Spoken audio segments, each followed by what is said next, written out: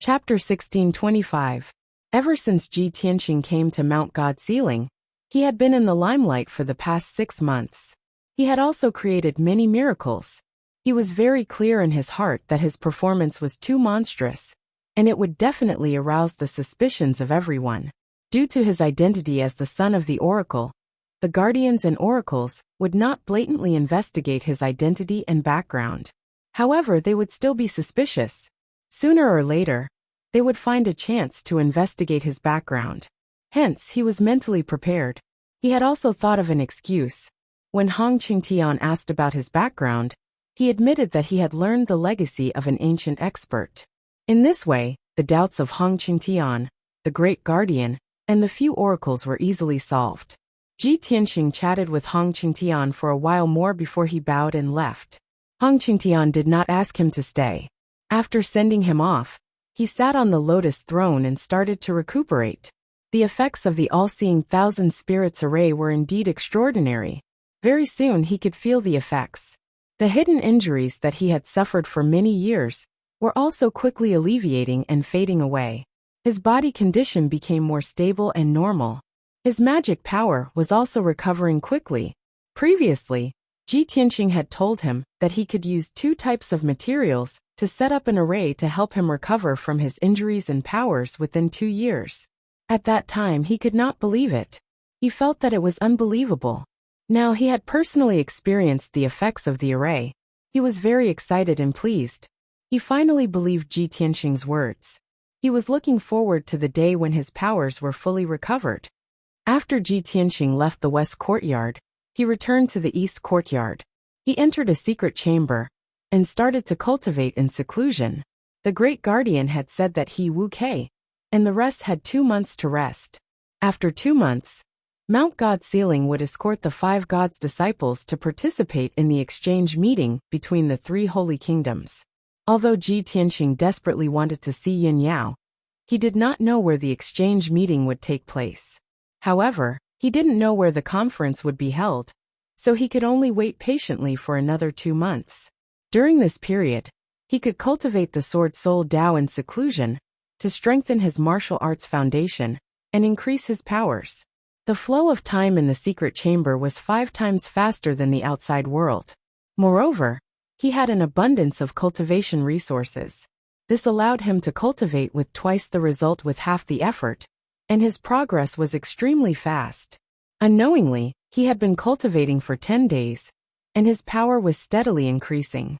10 days in the secret room was only 2 days in the outside world.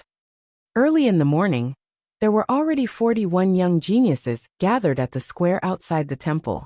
Many of them were injured, and they looked rather miserable. Everyone's mood was very low. Their eyes were filled with pessimism and despair. Everything was gloomy. After all, they were once outstanding geniuses of their respective empires and had a bright future ahead of them. Now that they had failed the test, they would be sent to the Glacier Divine Mine to work as overseers and miners. The atmosphere in the square was very oppressive. Everyone was silent and did not say a word. After a long time, the Great Guardian brought the 2 divine envoys to the square. The Great Guardian said a few simple words, and then asked the 2 divine envoys to escort everyone away. The 2 divine envoys took out a black flying boat and let the 41 geniuses board the boat one by one. Not long after, the black flying boat flew into the sky, carrying everyone to the north at lightning speed. At the same time, in the south of the Chuyin Empire, in a vast and desolate primitive mountain range that was as vast as the sea, there was a giant mountain peak that was 3,000 feet tall. The giant mountain peak was very steep. The trees on the mountain were lush and green, and the heaven and earth spirit chi was especially abundant. Above the waist of the mountain, it was covered by white clouds. The mountain peak was filled with towering ancient trees. The branches and leaves were luxuriant, and the wind could not pass through. On the surface, the mountain peak maintained its primitive appearance. There were no traces of humans stepping on it. But in reality, there were a few small 2-story buildings hidden under the cover of the towering ancient trees. The 4 small buildings were made of requiem wood. They were completely black and were protected by a powerful saint-level array. An invisible array with a radius of 3,000 feet enveloped the 4 small buildings. Outside the array, there was no trace of it at all. Only after entering the array could one see the few small buildings and a spacious courtyard. At this moment, a handsome young man in a golden robe was sitting at a stone table in the courtyard, drinking wine with a depressed expression. Sitting in front of him was a white-robed, white-haired old man with a sage-like demeanor. He was the Outcloud Empire's sage master. The golden-robed young man drank a few mouthfuls of wine and said with a frown, "Sage master, I've had enough. How long do we have to stay in this damned place?" The sage master had a calm expression and said calmly, "Your Highness, please calm down. Just bear with it for a while longer. The sage master will be able to find a result soon." The golden-robed crown prince snorted and said irritably, "We gave up on the flourishing imperial city and actually hid in this godforsaken place. I really don't know what father is thinking. There is not a single person to be seen within a radius of several 100,000 miles. It has been more than 3 months. Sage master, you say it's soon every time.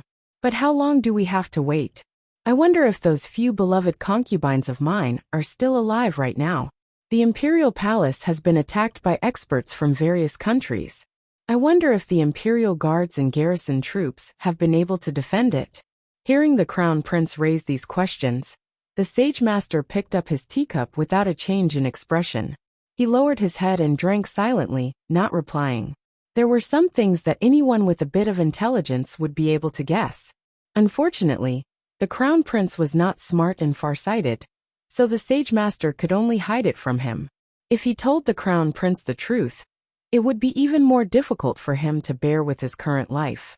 Thinking of this, the sage master forced out a smile and persuaded, "Your Highness, the sage master's grand scheme and plan is not something you and I can guess. You only have to wait patiently for the day the sage master returns to the imperial city and unifies the 6 countries. At that time, the sage master will be the #1 person below the divine master, and you will be the new sage master. You will definitely shine brightly in the world and dominate the 4 seas." The crown prince finally heard something that was pleasing to the ear. His heart was filled with anticipation as he said with a flushed face, "The sage master is right. Although I can't help father, I will fully support father's plan. Just bear with it a little longer. There will be a result soon." As he spoke, the crown prince stood up shakily and staggered away. He returned to the house in a drunken stupor and fell asleep on the bed. Seeing this scene, the sage master couldn't help but secretly shake his head. His heart was filled with sorrow. The sage master is so wise and domineering. How could he give birth to such a frivolous son? It is said that a loving mother leads to a useless son. If the sage master didn't always spoil the crown prince, he wouldn't have become like this. Just as he was secretly muttering in his heart, a muffled bang suddenly sounded from the wooden house to the left of the courtyard. The sage master subconsciously turned his head and saw a golden palm fly out from the wooden house, destroying a window and half a wall. What's going on? What is the sage master doing? Chapter 1626. As soon as the sage master flew into the wooden building, he saw the mess in the hall. Emperor Chu Yin stood in the middle of the hall with an ashen face. His entire body was filled with cold anger.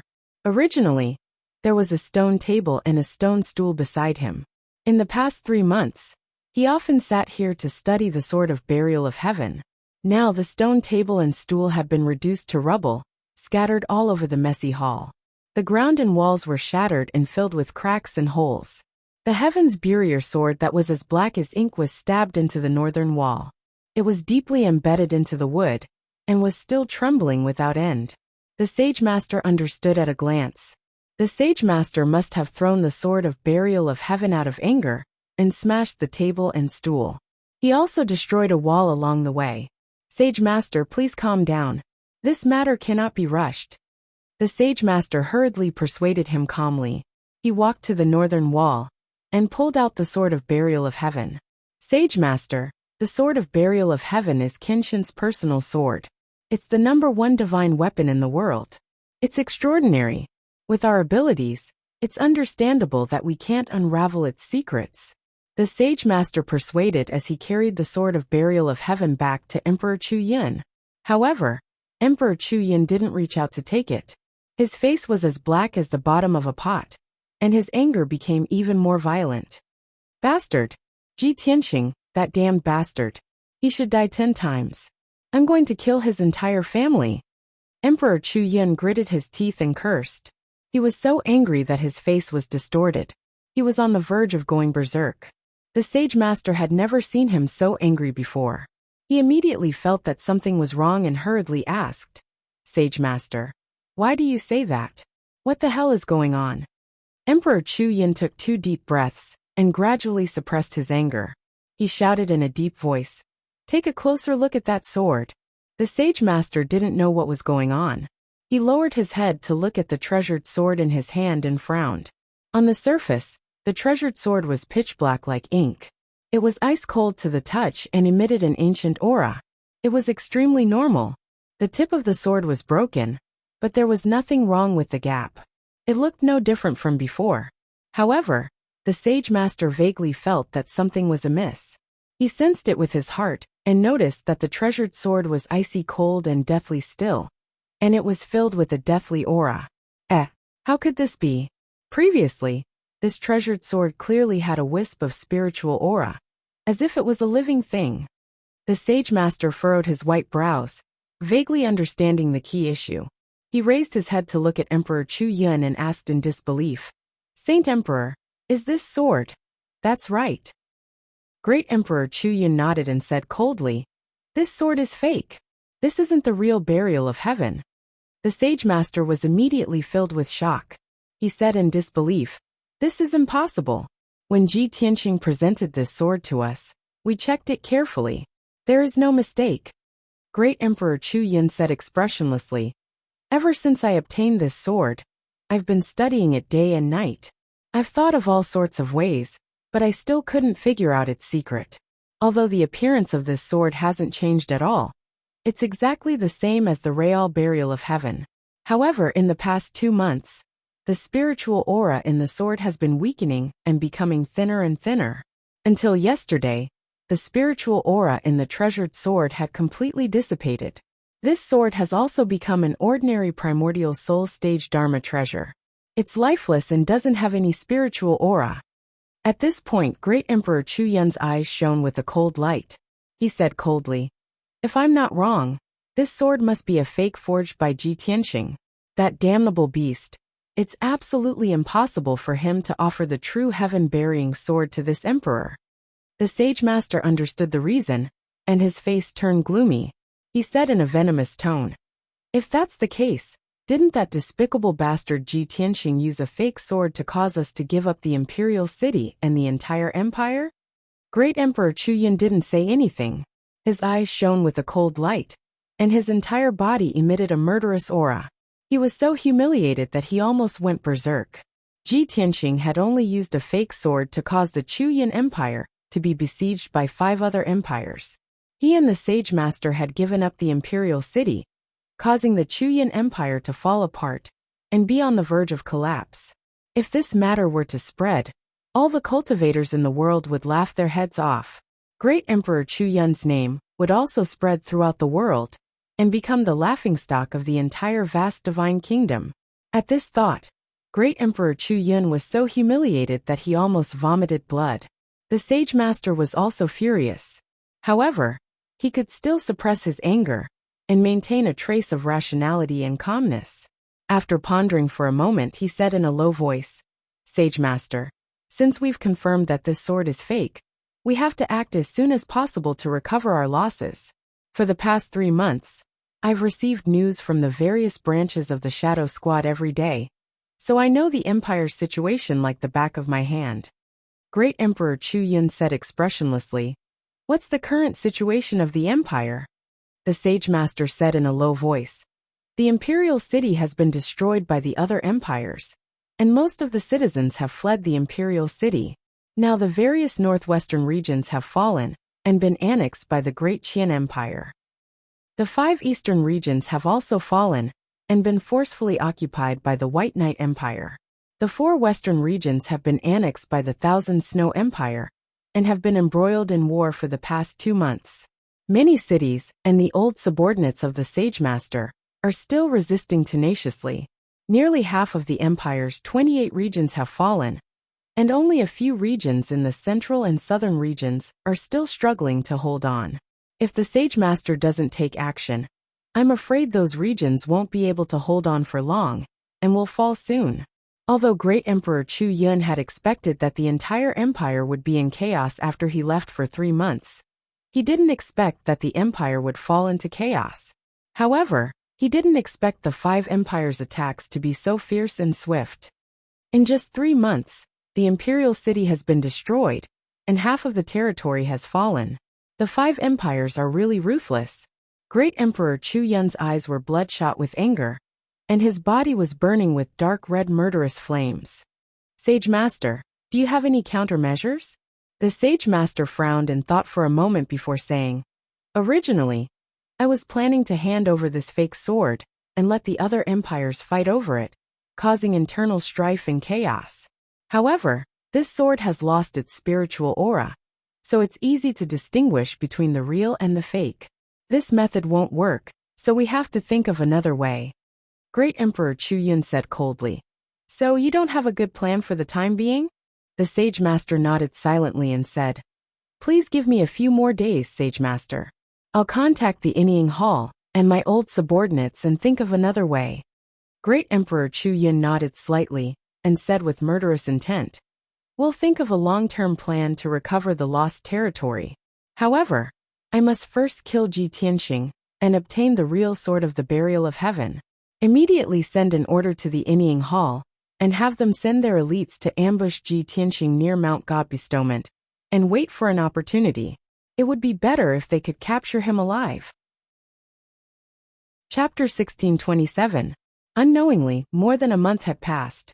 50 days had passed in the outside world, but Ji Tianxing had been cultivating in the secret chamber for more than 8 months. After this period of seclusion, his strength had advanced by leaps and bounds, increasing by 2 times. He had already cultivated the 4th level of the Sword Soul Dao to the greater success stage, and his primordial spirit was extremely powerful. His strength had reached the peak of the 7th level of the primordial spirit realm. As long as he broke through a bottleneck, he would be able to step into the 8th level of the primordial spirit realm. At that time, he would truly be invincible under the tribulation stage. Originally, he wanted to cultivate in seclusion in the secret chamber and strive to break through the bottleneck. He wanted to reach the 8th level of the primordial spirit realm before leaving Sacred Seal Mountain. However, someone knocked on the door of the secret chamber early in the morning. Ji Tianxing was awakened. After finishing his cultivation and walking out of the secret chamber, he realized that the person knocking on the door was a guard from the East Court. The golden-armored guard bowed respectfully and handed over a jade slip with both hands. Young Master Ji, this is a communication jade slip for you. Before your seclusion, you instructed me to wake you up if I received this jade slip. Ji Tianxing took the communication jade slip and looked at it. He saw a mysterious imprint on it. In the imprint, there was a towering mountain peak, like a giant sword that stood between heaven and earth. On top of the mountain peak, there was a vast sea of clouds, and a bright moon hung in the sky. Back then, the identity token that Ji Bai took out had such an imprint on it, representing the pillar of heaven's mountains. Ji Tianxing waved his hand, indicating for the guard to leave. Then, he used his consciousness to enter the jade slip and read the message inside. Master, this subordinate awaits your arrival in Hui City. There is an elder who wishes to meet you. Please come and meet him. There was only one sentence in the jade slip. It was concise and to the point, just like Ji Bai's tone and style. Back then, when Ji Tianxing returned to Sacred Seal Mountain from the Glacier Divine Mine, he had asked Ji Bai to wait at the foot of the mountain. The two of them had agreed that if there was anything important, they would communicate through the jade slip. Ji Bai, this fellow, actually ran to Hui City? An elder of his wants to meet me? What elder? Could it be a descendant of the Pillar of Heaven's mountains? Ji Tianxing put away the jade slip, frowned and pondered for a moment. Then, he made up his mind. He walked out of the Heaven Saint Palace East Courtyard and left the God-sealing mountain, rushing towards Hui City at lightning speed. Hui City was the closest bustling city to Mount God bestowment. The distance between the two was more than 10,000 kilometers. At such a close distance, Ji Tianqing only used 2 hours to reach the city gates of Hui City. Hui City was situated in the middle of a mountain range, atop a towering mountain peak that was over 3,000 meters tall. This city had a radius of 100 miles and had a history of over 2,000 years. The black city walls and the majestic city gates exuded an ancient aura. Ji Tianqing passed through the heavily guarded city gate and was inspected by the city guards. He paid a few spirit stones before he was allowed to enter the city. As soon as he entered the city, he walked on a straight and wide road. At this moment, a young man dressed in cotton clothes and wearing a bamboo hat quickly caught up with him. "Master, please come with me." Hearing this familiar voice, Ji Tianqing turned his head and saw an unfamiliar face under the bamboo hat. On the surface, the face was dark yellow, like an ordinary person or a woodcutter. However, Ji Tianqing recognized that pair of deep and sharp eyes. It was Ji Bai. You still want to disguise yourself? Why are you so mysterious?" Ji Tianqing revealed a smile and communicated with him through voice transmission. Ji Bai led him into a small alley. As they shuttled through the complicated alleys, he explained, "We, the people of the Pillar of Heaven's mountains, always pay attention to concealment and concealment. Otherwise, it would be very difficult for us to survive until today." Ji Tianqing frowned and asked doubtfully, "Ji Bai, what do you mean? Could it be that there are some experts and forces that have been dealing with the people of the Pillar of Heaven's mountains? This matter, you will naturally know in the future," Ji Bai replied. Obviously, he did not dare to reveal any information. Not long after, the two of them came to the end of a dark and damp alley and entered an old house. The house was not big. The courtyard and the layout of the house were ordinary and did not attract any attention. It was probably because the house had been empty for too many years that weeds grew in the courtyard. After years of disrepair, the roof tiles were broken, and some places even leaked water. Ji Bai brought Ji Tianqing into a simple and unadorned study. The door was half closed. A thin white-haired old man wearing a black robe was standing in front of the window, quietly looking at the flower bed outside. The old man's back was facing the door of the study. Only his thin back and long white hair could be seen. Ji Bai entered the study and stood still. He respectfully bowed and said, "Fourth elder, I have brought the guest." The black-robed old man had probably been waiting for a long time. When he heard this, he immediately turned around and looked at Ji Tianqing with a burning gaze. He did not open his mouth to speak. His pair of bright eyes stared at Ji Tianqing. He actually lost his mind and stood there blankly. However, his face was covered by a black iron mask. His expression could not be seen. Ji Tianqing was also silent. He quietly looked at him. After a long time, the black-robed old man came back to his senses. He emotionally sighed and said, "Similar. Really too similar. If not for this old man's mental preparation, I'm afraid that this old man would have personally come." His voice was trembling. His eyes were complicated. There was a bit of nostalgia, reminiscence and sadness. Seeing his reaction, Ji Tianqing could vaguely guess the reason. Soon after, the black-robed old man calmed his emotions. He cupped his hands towards Ji Tianqing and said, "This old man, Feng Ping, greets young Master Ji." Ji Tianqing nodded his head and cupped his hands. "Elder Feng is too polite. Young Master Ji, please sit down and talk." Feng Ping extended his hand and gestured for him to sit. After Ji Tianqing sat down, Ji Bai stood guard by his side. At this time Feng Ping added, "Young Master Ji, you should still call this old man Fourth Elder." Ji Tianqing nodded and said, "Fourth Elder, everyone here is on the same side. Can you take off your mask and show your true face?" Feng Ping was startled. He hurriedly took off the mask on his face and laughed self-mockingly. This old man lost his composure for a moment. "I've made a fool of myself in front of young Master Ji." After he took off the mask, a weather-beaten face with an aura of vicissitudes was revealed. Ji Tianqing could clearly see that there was a deep scar on his forehead and the left side of his face. It was like a scar that was cut by a sharp blade. Even so, Feng Ping's face did not show any malevolence. There was still some gentleness and benevolence. After the two exchanged a few pleasantries, Feng Ping began to talk business. Young Master Ji, this old man came to Hui City on the orders of the Great Immortal to discuss some matters with you face to face. This old man knows that you possess the Sword of Burial of Heaven. It seems that you have also inherited the Sword Dao legacy of the Great Immortal. Chapter 1628. Ji Tianqing did not expect Francis to be so direct. The two of them had never met before, and Francis wanted to see the Sword of Burial of Heaven the moment they met. This request was obviously a little abrupt. Ji Tianqing frowned and said calmly, "Fourth Elder, I understand what you mean. You want to confirm whether I have the real Sword of Burial of Heaven. However, the Sword of Burial of Heaven is Kenshin's sword, and has been missing for thousands of years. Forgive me for being blunt, but even if I take out the Sword of Burial of Heaven and show it to you, how can you tell whether it is real or fake? What's the difference between seeing it and not seeing it?" Francis's request was rejected, but he was not angry and still maintained a pleasant attitude. He revealed a smile and explained sincerely, "Young Master Ji, the great deity naturally has his reasons for sending me here. More than 1,000 years ago, the Grand Master sat at the Pillar of Heaven's mountains and challenged all the martial saints in the world. At that time, there were not many people who followed the Grand Master, only the great deity and a few martial uncles.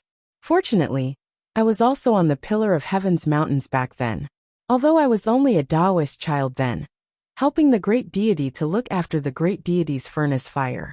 However, I have seen the Grand Master many times, and have seen the Sword of Burial of Heaven with my own eyes many times." Oh, hearing Francis's words, Ji Tianqing raised his eyebrows and asked with interest, "May I ask how old you are, Fourth Elder?" 1,558 years old. Francis replied without any hesitation.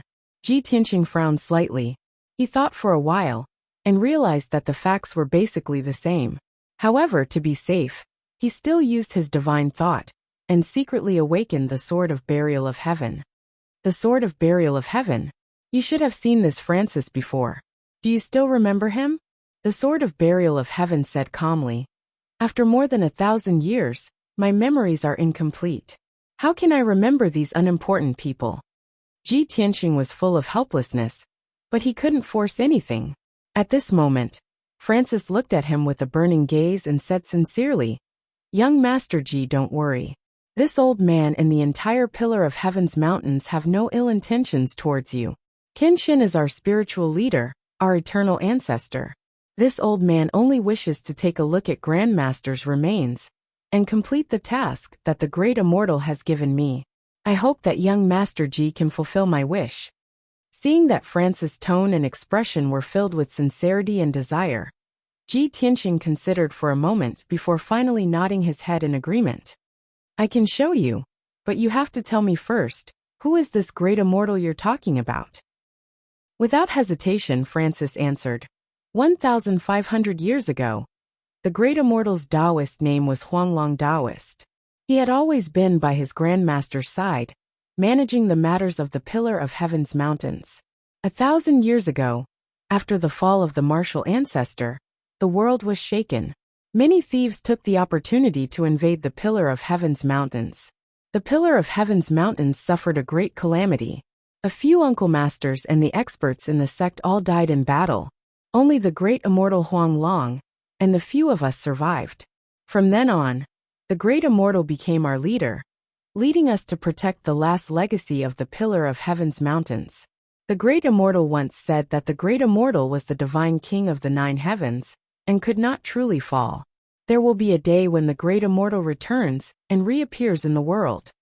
Ji Tianqing listened attentively, and some images involuntarily appeared in his mind. In his memory, when Kenshin was overseeing the Pillar of Heaven's mountains, there was a middle-aged Taoist wearing an apricot-yellow Taoist robe beside him.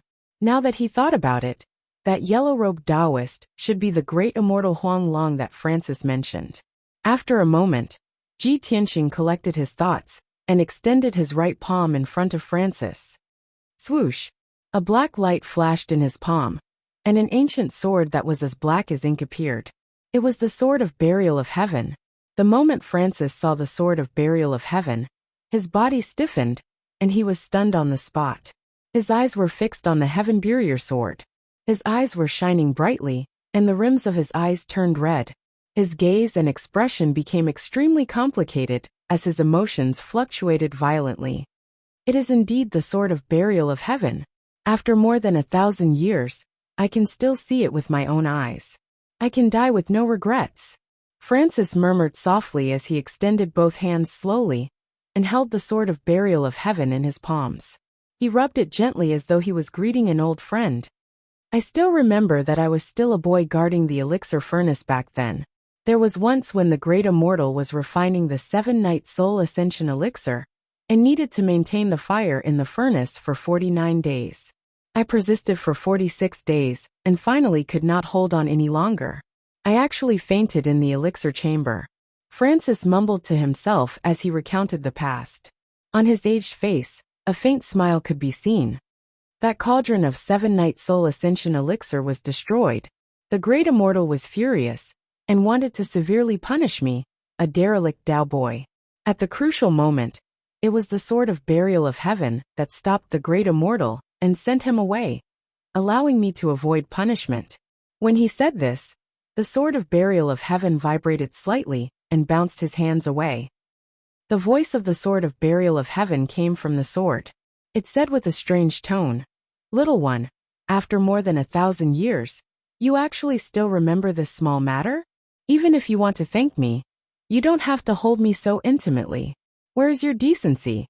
The sudden voice made Francis's body tremble, and he was immediately petrified on the spot. He stared at the sword of burial of heaven in a daze.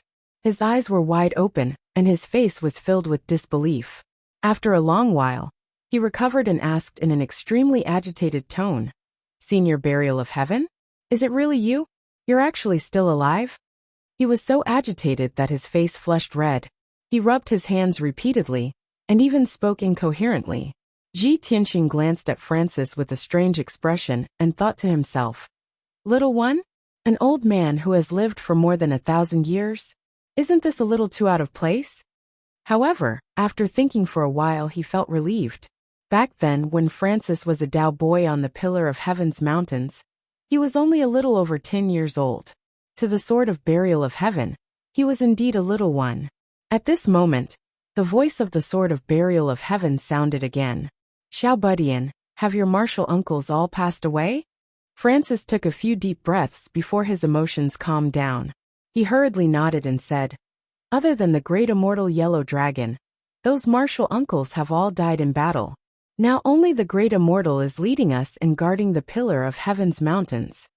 The sword of burial of heaven was silent for a moment, and said in a low and vigorous tone, "It's all right. One day the Pillar of Heaven's mountains will regain its glory. Those who had once invaded the Pillar of Heaven's mountains will pay the price in blood." Francis nodded repeatedly, his eyes surging with excitement and anticipation. He said in a certain tone, "Senior burial of heaven, I also believe that that day will come very soon." The sword of burial of heaven instructed again in a solemn tone, "Go back and tell Huang Long that Ji Tianxing is the successor of the Kenshin, and also the new owner of the Pillar of Heaven's mountains. Only he can lead everyone to take revenge for all the grievances and hatred back then. No matter what, you have to protect him, and help him return to the peak, as soon as possible, and regain the glory of the Kenshin." Chapter 1629. After instructing Francis, the burial of heaven went silent. Ji Tianxing knew that it had fallen into a deep slumber, so he put the burial of heaven away. Francis reluctantly watched the burial of heaven disappear, wanting to take a few more glances. However, he understood that Ji Tianxing was willing to show him the burial of heaven, which was already very rare.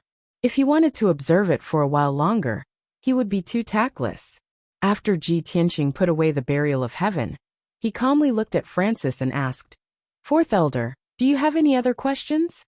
Francis hurriedly shook his head and said with an amiable expression, "Young Master Ji, there are no more questions. This old man's mission has been completed, so I can go back with a peace of mind. If I have offended you in any way, I hope that young Master Ji can forgive me. You're too polite. Ji Tianqing slightly nodded and said politely.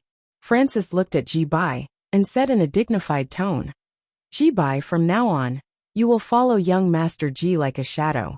No matter what, even if you have to sacrifice your life, you must protect him. Ji Bai had personally witnessed the conversation between Francis and the burial of heaven, so he knew Ji Tianqing's identity and position. He did not hesitate to bow and accept the order, and said, As you wish. Francis nodded in satisfaction, and continued. In addition, this old man came to Hui City this time. Great deity also sent Shohei with me. Ji Bai, you will protect young Master Ji in the open, and Shohei will protect him in the dark. The two of you must work together. Hearing the name Shohei, Ji Tianqing and Ji Bai were startled. Ji Tianqing raised his eyebrows and thought to himself, I didn't expect that other than Ji Bai, there would be someone called Shohei. I wonder if this Shohei is Ji Bai's brother, or senior brother. Ji Bai's expression stiffened, and he frowned. However, he quickly returned to normal, and expressionlessly nodded. This disciple understands, please be at ease, fourth elder. Francis slowly stood up, preparing to bid farewell to Ji Tianqing. At this time, Ji Tianqing suddenly thought of something and said to him, Fourth elder, please wait for a moment. I have something to ask you. Young Master Ji, please speak. Francis cupped his hands in greeting, showing that he was all ears.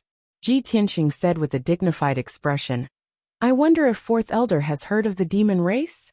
Demon race. Francis furrowed his brows, as a puzzled look appeared on his face. Ji Tianqing thought that he had never heard of it, and was a little disappointed.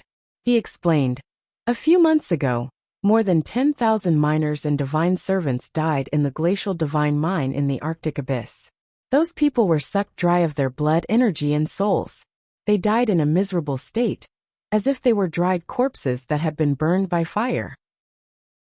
I went to investigate and killed 2 blood gods. In the end, I ran into a ghost child covered in ghost tattoos. Ghost child claimed to be one of the 36 demon monarchs, and worked for the ancestral demon god. You should know that Kenshin was mortal enemies with the demon race when he was alive. I inherited Kenshin's will, and I am absolutely irreconcilable with the demon race. I swore to exterminate the demon race, and kill the ancestral demon god. When he heard Ji Tianqing's words, Francis's eyes lit up, and he nodded repeatedly. I understand now. Young Master Ji, the demon race that you speak of is actually called the ghost race. They have sinister and ugly appearances, and they possess many cruel, bloody, and evil secret techniques. They also use various evil altars to create world-destroying plagues and disasters. On Shinwu continent, all the martial artists hate and fear the ghost race. It is said that before the ancient era, the ghost race once wreaked havoc on Shinwu continent and killed countless people. Ji Tianqing immediately revealed a look of realization, and he nodded repeatedly. No wonder I couldn't find any information about the demon race when I was flipping through the ancient books. I never thought that they would be called the ghost race on Shinwu continent. Although their name has changed, and their appearance are different from the demon races, they are still fundamentally the same. After he finished speaking, he looked expectantly at Francis and asked, Fourth elder, how much do you know about the ghost race? Francis frowned and replied with a grave expression, I'm not very familiar with the ghost race, but I do know a lot of information. The ghost race is not tolerated by any of the other races, and they have lived in seclusion in Dark North Mountain for generations. It is an incomparably vast region that is about half the size of the Azure Dragon Empire. The environment in Dark North Mountain is harsh and incomparably dangerous. It is an infamous forbidden area on the continent, and ordinary people do not dare to approach it. It is said that the ghost race is divided into 36 powers in Dark North Mountain, and they have hundreds of millions of citizens. They also control many evil demons and giant beasts. The leaders of these 36 powers are known as the Demon Lords. Above the Demon Lords are 2 great demon saints, and they seem to be the strongest in Dark North Mountain. Ji Tianqing listened attentively, and his eyes flickered with a cold light. He roughly guessed that the ancestor fiend god was most likely hiding in Dark North Mountain. With the protection of hundreds of millions of demons, 36 demon lords, and 2 great demon saints, the ancestor fiend god would be able to sit back and relax, and quickly recover his strength. Thinking of this, Ji Tianqing's heart felt like it was pierced by a thorn. At this time, Francis continued, 1,000 years ago, when the news of the ancestor's death spread, the ghost race was among the invaders of the Pillar of Heaven's mountains. One of my martial uncles was killed by a demon saint, and not even a complete corpse was left.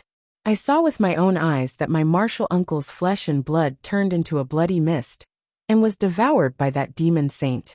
Speaking of the past, Francis's eyes surged with hatred, and his tone became low and cold.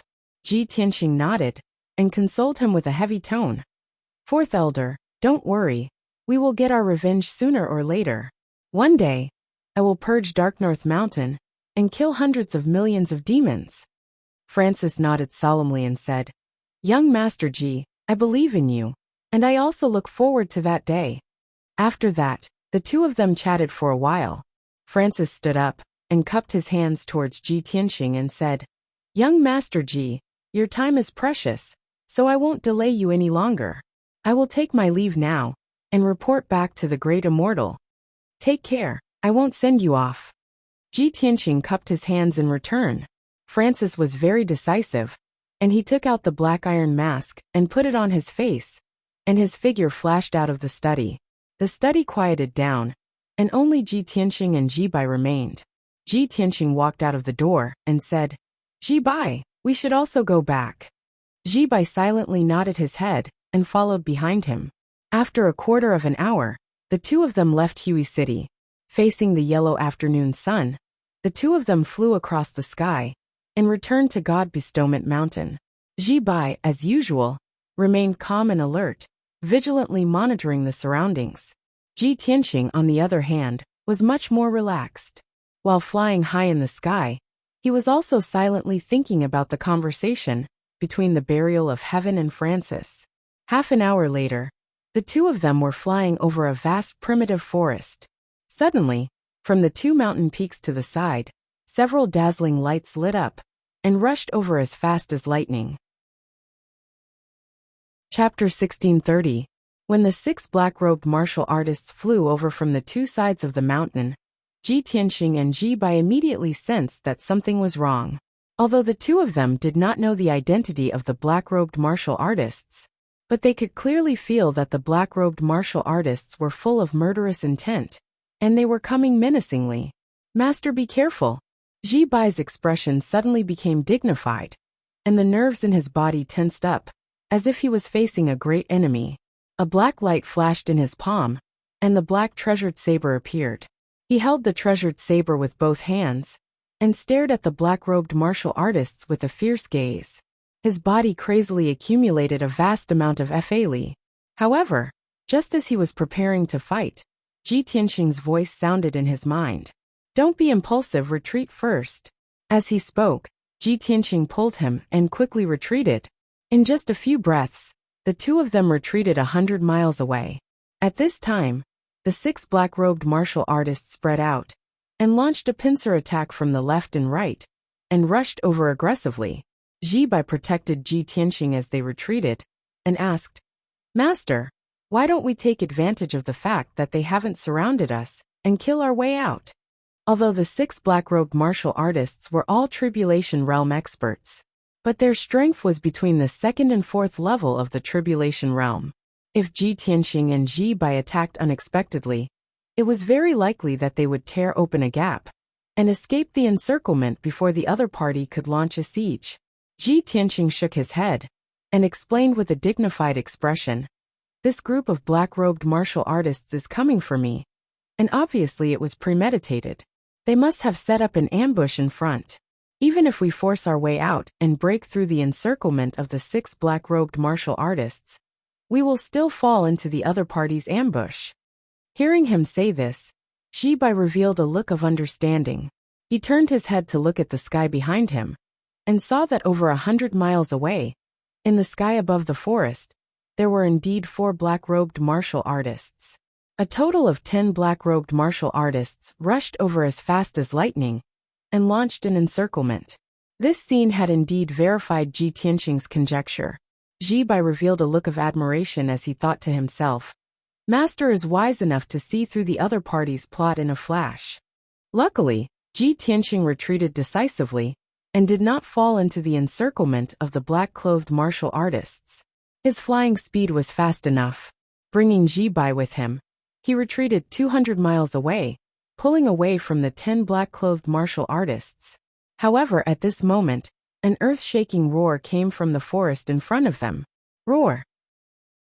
A deafening roar of a beast reverberated in the air above the forest and the mountains. Then, a dark red ferocious beast flew out of the forest and blocked their path. It was a monstrous giant ape that was over 300 meters tall and covered in red fur. It had 2 heads and 4 arms and a wide bloody mouth. It even had a pair of wide wings, and its entire body was covered in scarlet flames, emitting an incomparably violent aura.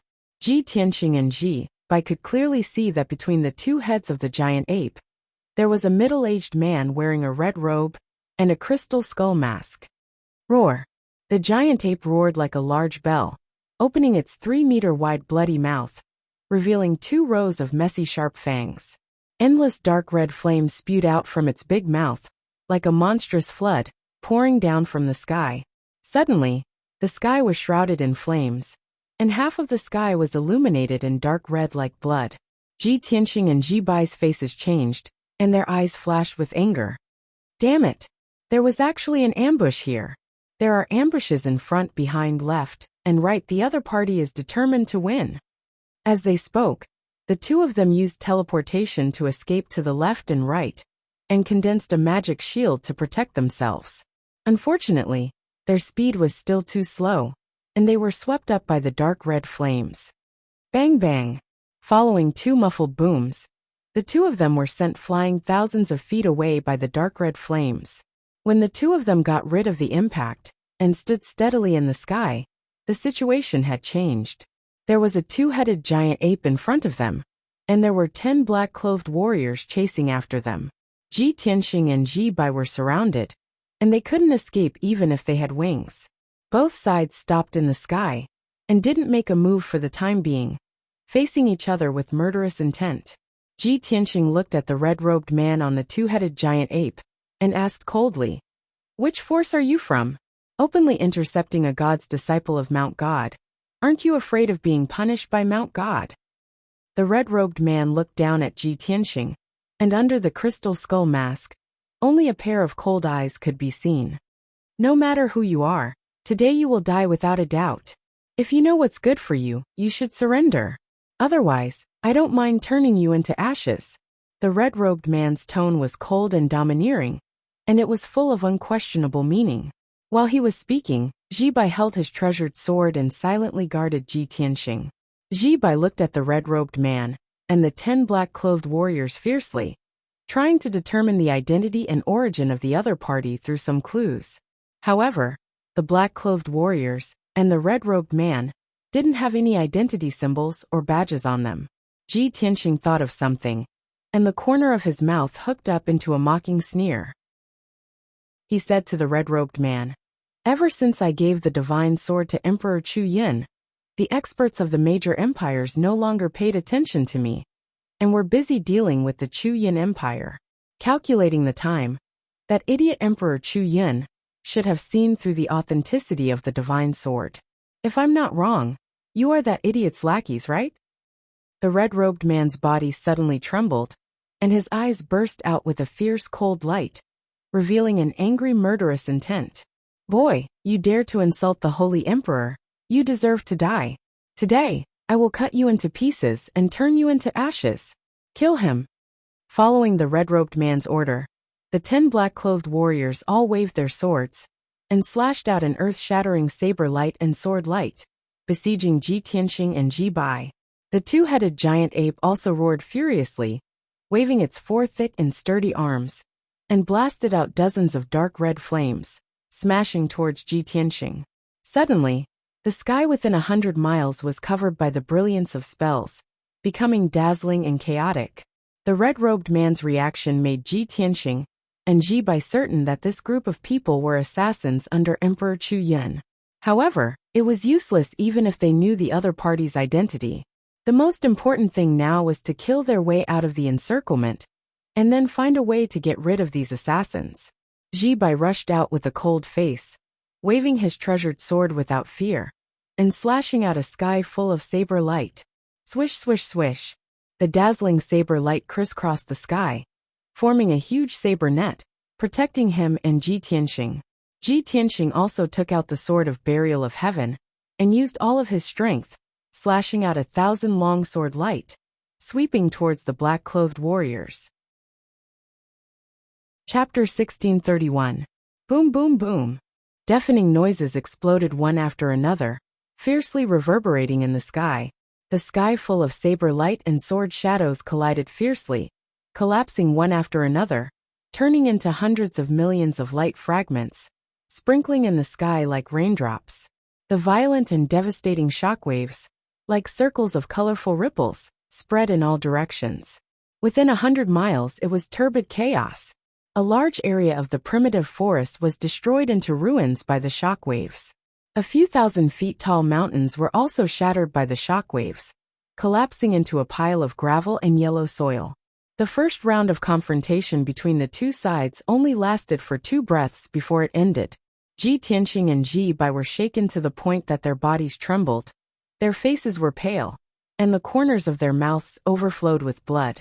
10 Tribulation Realm black-clothed martial artists, plus a 4th-layer Tribulation Realm 2-headed giant ape. The attack was fierce to the extreme. With their strength, it was impossible for them to resist head-on. Swish! Ji Bai endured his injuries and flew to Ji Tianxing's side as fast as the aurora. With an anxious expression he said, "Master, your subordinate will bring up the rear. You escaped through the underground."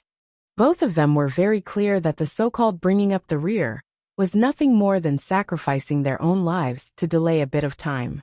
Ji Tianxing raised his sleeve to wipe the blood from the corner of his mouth. With a cold expression, he shook his head and said in a low voice, "It's useless, the other party came prepared. We absolutely can't escape unscathed. The only thing we can do now is to fight to the end. Perhaps only then will we have a chance of survival." Just as his voice fell, the 10 black-clothed martial artists launched another attack, pouncing over from all directions. All kinds of light blades, sword chi, raging flames, and rays of light shot out like a rain of arrows, covering dozens of miles of the sky. In the blink of an eye, Ji Tianxing and Ji Bai were drowned in the sky full of attacks. The two of them were like a small boat in a stormy sea, about to capsize and be smashed into pieces by the huge waves. At the critical moment, Ji Tianxing hurriedly took out the Kenshin battle robe, which turned into a pair of golden wings. Golden rock wings unite. Swish! The golden wings instantly closed, protecting him. Ji Bai also took out a silver metal ball and poured a majestic amount of magic power into it. Immediately, the metal ball turned into a dark silver armor that wrapped around his body. The lines of the armor were extremely sharp, and there was a pair of wide wings on its back, making it look quite majestic. This was a mid-grade tribulation-grade heavenly soul battlesuit, a very exquisite magic treasure. The red-robed man in the sky also had a burst of cold light in his eyes, and killing intent burst out from his body. Despicable little bastard, sinister and despicable. He gritted his teeth and cursed, and hurriedly ordered the black-clothed martial artists, "Don't let your guard down. No matter what, take down Ji Tianxing." Those black-clothed martial artists, previously, thought that this mission was very simple. With their Tribulation Realm powerhouses, assassinating an Essence Soul Realm martial artist was as easy as flipping their hands. But now, they had seen Ji Tianxing's methods, and no longer dared to be careless, and launched a fierce attack with all their strength. Both sides fought fiercely in the sky again. The two black-clothed martial artists, whose bodies were destroyed, were only left with their essence souls, and quickly escaped. The other two black-clothed martial artists, who were missing an arm and a leg, endured their injuries, and attacked Ji Tianxing and Ji Bai without caring about their own safety. Ding ding ding. Pung pung pung pung. Both sides used their unique skills, and fiercely clashed in the sky, causing a series of explosions. 5 colored streams of light covered the sky, enveloping a radius of 100 miles. Everyone's figures constantly flickered, appearing and disappearing in the sky. In the beginning, Ji Bai protected Ji Tianxing with all his strength, helping him block countless attacks. After fighting for a while, Ji Bai began to be injured, and his injuries continued to worsen, and he was beaten to the point of retreating. He could not even protect himself, but he still risked his life to protect Ji Tianxing. After a short 100 breaths of time, he was covered in blood, and his black robe was full of cracks and wounds. The black-clothed martial artists knew that he was the most difficult to deal with, and as long as they dealt with him, killing Ji Tianxing would be as easy as flipping their hands. Therefore, 5 black-clothed martial artists joined forces to besiege Ji Bai, forcing him to constantly retreat, farther and farther away from Ji Tianxing.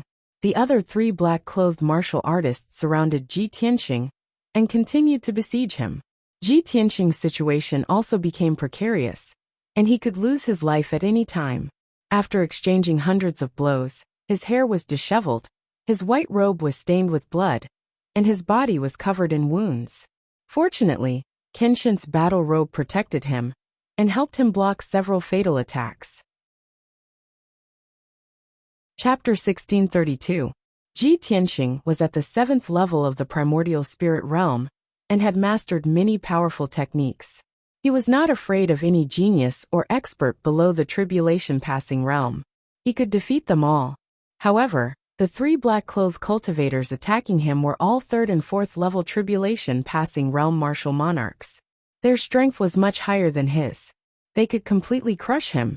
There was a gap of a whole realm between them. There was no way he could escape, let alone turn the tables. If he had not cultivated the galaxy body tempering art, and had a strong physical body, he would have been killed several times over. At this moment he yearned for powerful strength. If he could break through to the tribulation passing realm, even if he was only at the 1st level, he would not be in such a sorry state. This battle was undoubtedly the most dangerous battle he had had in recent years. His chest, back, shoulders, and legs were covered with wounds so deep that his bones could be seen. Warm blood gushed out from the wounds, drenching his white robe, and making him look particularly ferocious. His long hair was also messily draped over his shoulders, stained with blood. Piercing pain came from all over his body, tormenting his nerves. With his strong willpower, he stubbornly held on and clenched his teeth. He would not give up until the last moment. Boom! With a muffled explosion, a fist as large as a mountain hit him. Uft! He spat out a mouthful of blood, and was sent flying, crashing into the ruins 10 miles away. Another black-clothed cultivator rushed over, holding a long saber with both hands. He slashed out a 100-meter-long saber light. At this critical moment, Ji Tianxing could not dodge. He could only wave the burial of heaven to block the attack. Questioning heaven with horizontal sword. Boom! The saber light that could split heaven and earth shattered the 100-meter-long sword light and hit him. With a muffled sound, he fell from the sky and smashed into the ruins. A deep pit was formed in the ground, and dust flew everywhere. He was buried in the soil, and a heart-wrenching pain came from his body. It was as if all the bones in his body were shattered. 30 miles away, Ji Bai was surrounded by 5 black-clothed cultivators. His body was covered in blood, and he was in an extremely sorry state. He was beaten back again and again, almost unable to fight back. By chance, he caught a glimpse of Ji Tianxing in the distance. Seeing that Ji Tianxing's injuries were severe, and that he was about to die under the black-clothed martial artist's sword, he was so angry that his eyes nearly popped out of their sockets, turning blood red. No! He let out an earth-shattering roar, and his entire body ignited with dark red blood flames. His body suddenly expanded. In the blink of an eye, he turned into a 30-meter-tall giant surrounded by lightning. His body was grayish-brown, as if it was formed from rocks, and his 4 limbs were shockingly thick. He held 2 purple lightning chains in his hands, and ruthlessly whipped away the surrounding black-clothed martial artists. Then, he recklessly rushed towards Ji Tianxing. Several black-clothed martial artists were overwhelmed with shock, and tried to intercept him. However, no one was able to resist Ji Bai directly. Without exception, all of them were sent flying by the lightning chains. In the sky not far away, the red-robed man stood on the shoulder of the two-headed giant ape, witnessing this scene with his own eyes. Seeing that Ji Bai suddenly turned into a stone giant and was able to control lightning, his eyes flashed, revealing a deep shock. This is bloodline awakening. I didn't think that this seemingly ordinary young man would actually have a different bloodline. The shock in the red-robed man's eyes quickly disappeared, and he coldly ordered, "Entangle him. Once he ignites his bloodline, killing him will be as easy as flipping a hand." The 5 black-clothed martial artists received the order and immediately joined forces to form a battle formation, displaying an exquisite joint attack technique. They did not fight Ji Bai head-on, but only tried to intercept him, so that he could not break through the obstacles and rescue Ji Tianxing. Ji Bai's entire body went berserk, roaring like a desolate beast, rampaging, wantonly releasing lightning that filled the sky. However, his attacks were all neutralized by the black-clothed martial artists, and he was unable to break out of the encirclement. Ji Tianxing was lying in a deep pit covered in blood, struggling with difficulty, trying to fly into the sky. At this moment, 3 black-clothed martial artists descended from the sky, waving their swords and sabers. Swoosh, swoosh, swoosh. The overwhelming saber light and sword shadows emitted an incomparably violent power, suppressing Ji Tianxing. Ji Tianxing was suppressed to the point that his face was deathly pale, and his body seemed to be frozen, unable to move. Seeing that he was about to be chopped to death by the saber light and sword shadows, at the moment of life and death, he raised his head to look at the 3 black-clothed martial artists. His gaze was firm and unyielding, and he coldly shouted, "Burial of Heaven, lend me a hand." Finished speaking, he waved his hand and threw out the Burial of Heaven sword. The Burial of Heaven sword immediately expanded, becoming 1,000 feet tall giant sword. At the same time, 1,000 feet tall golden sword appeared above Ji Tianxing's head. It was his primordial spirit. His entire body turned into a dazzling golden light, fusing with the primordial spirit golden sword. Then, the Burial of Heaven sword also fused with the primordial spirit golden sword, causing the golden sword's power to increase by 2 times. Azure Dragon Sacred Sword.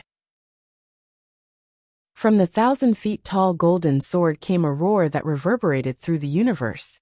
In the next instant, the golden sword bloomed with dazzling golden flames, erupting with a destructive power that ruthlessly pierced toward the black-clothed martial artists in the sky.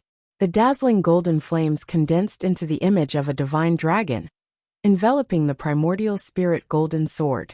This sword was filled with an indomitable aura, like a sleeping dragon rising to the heavens.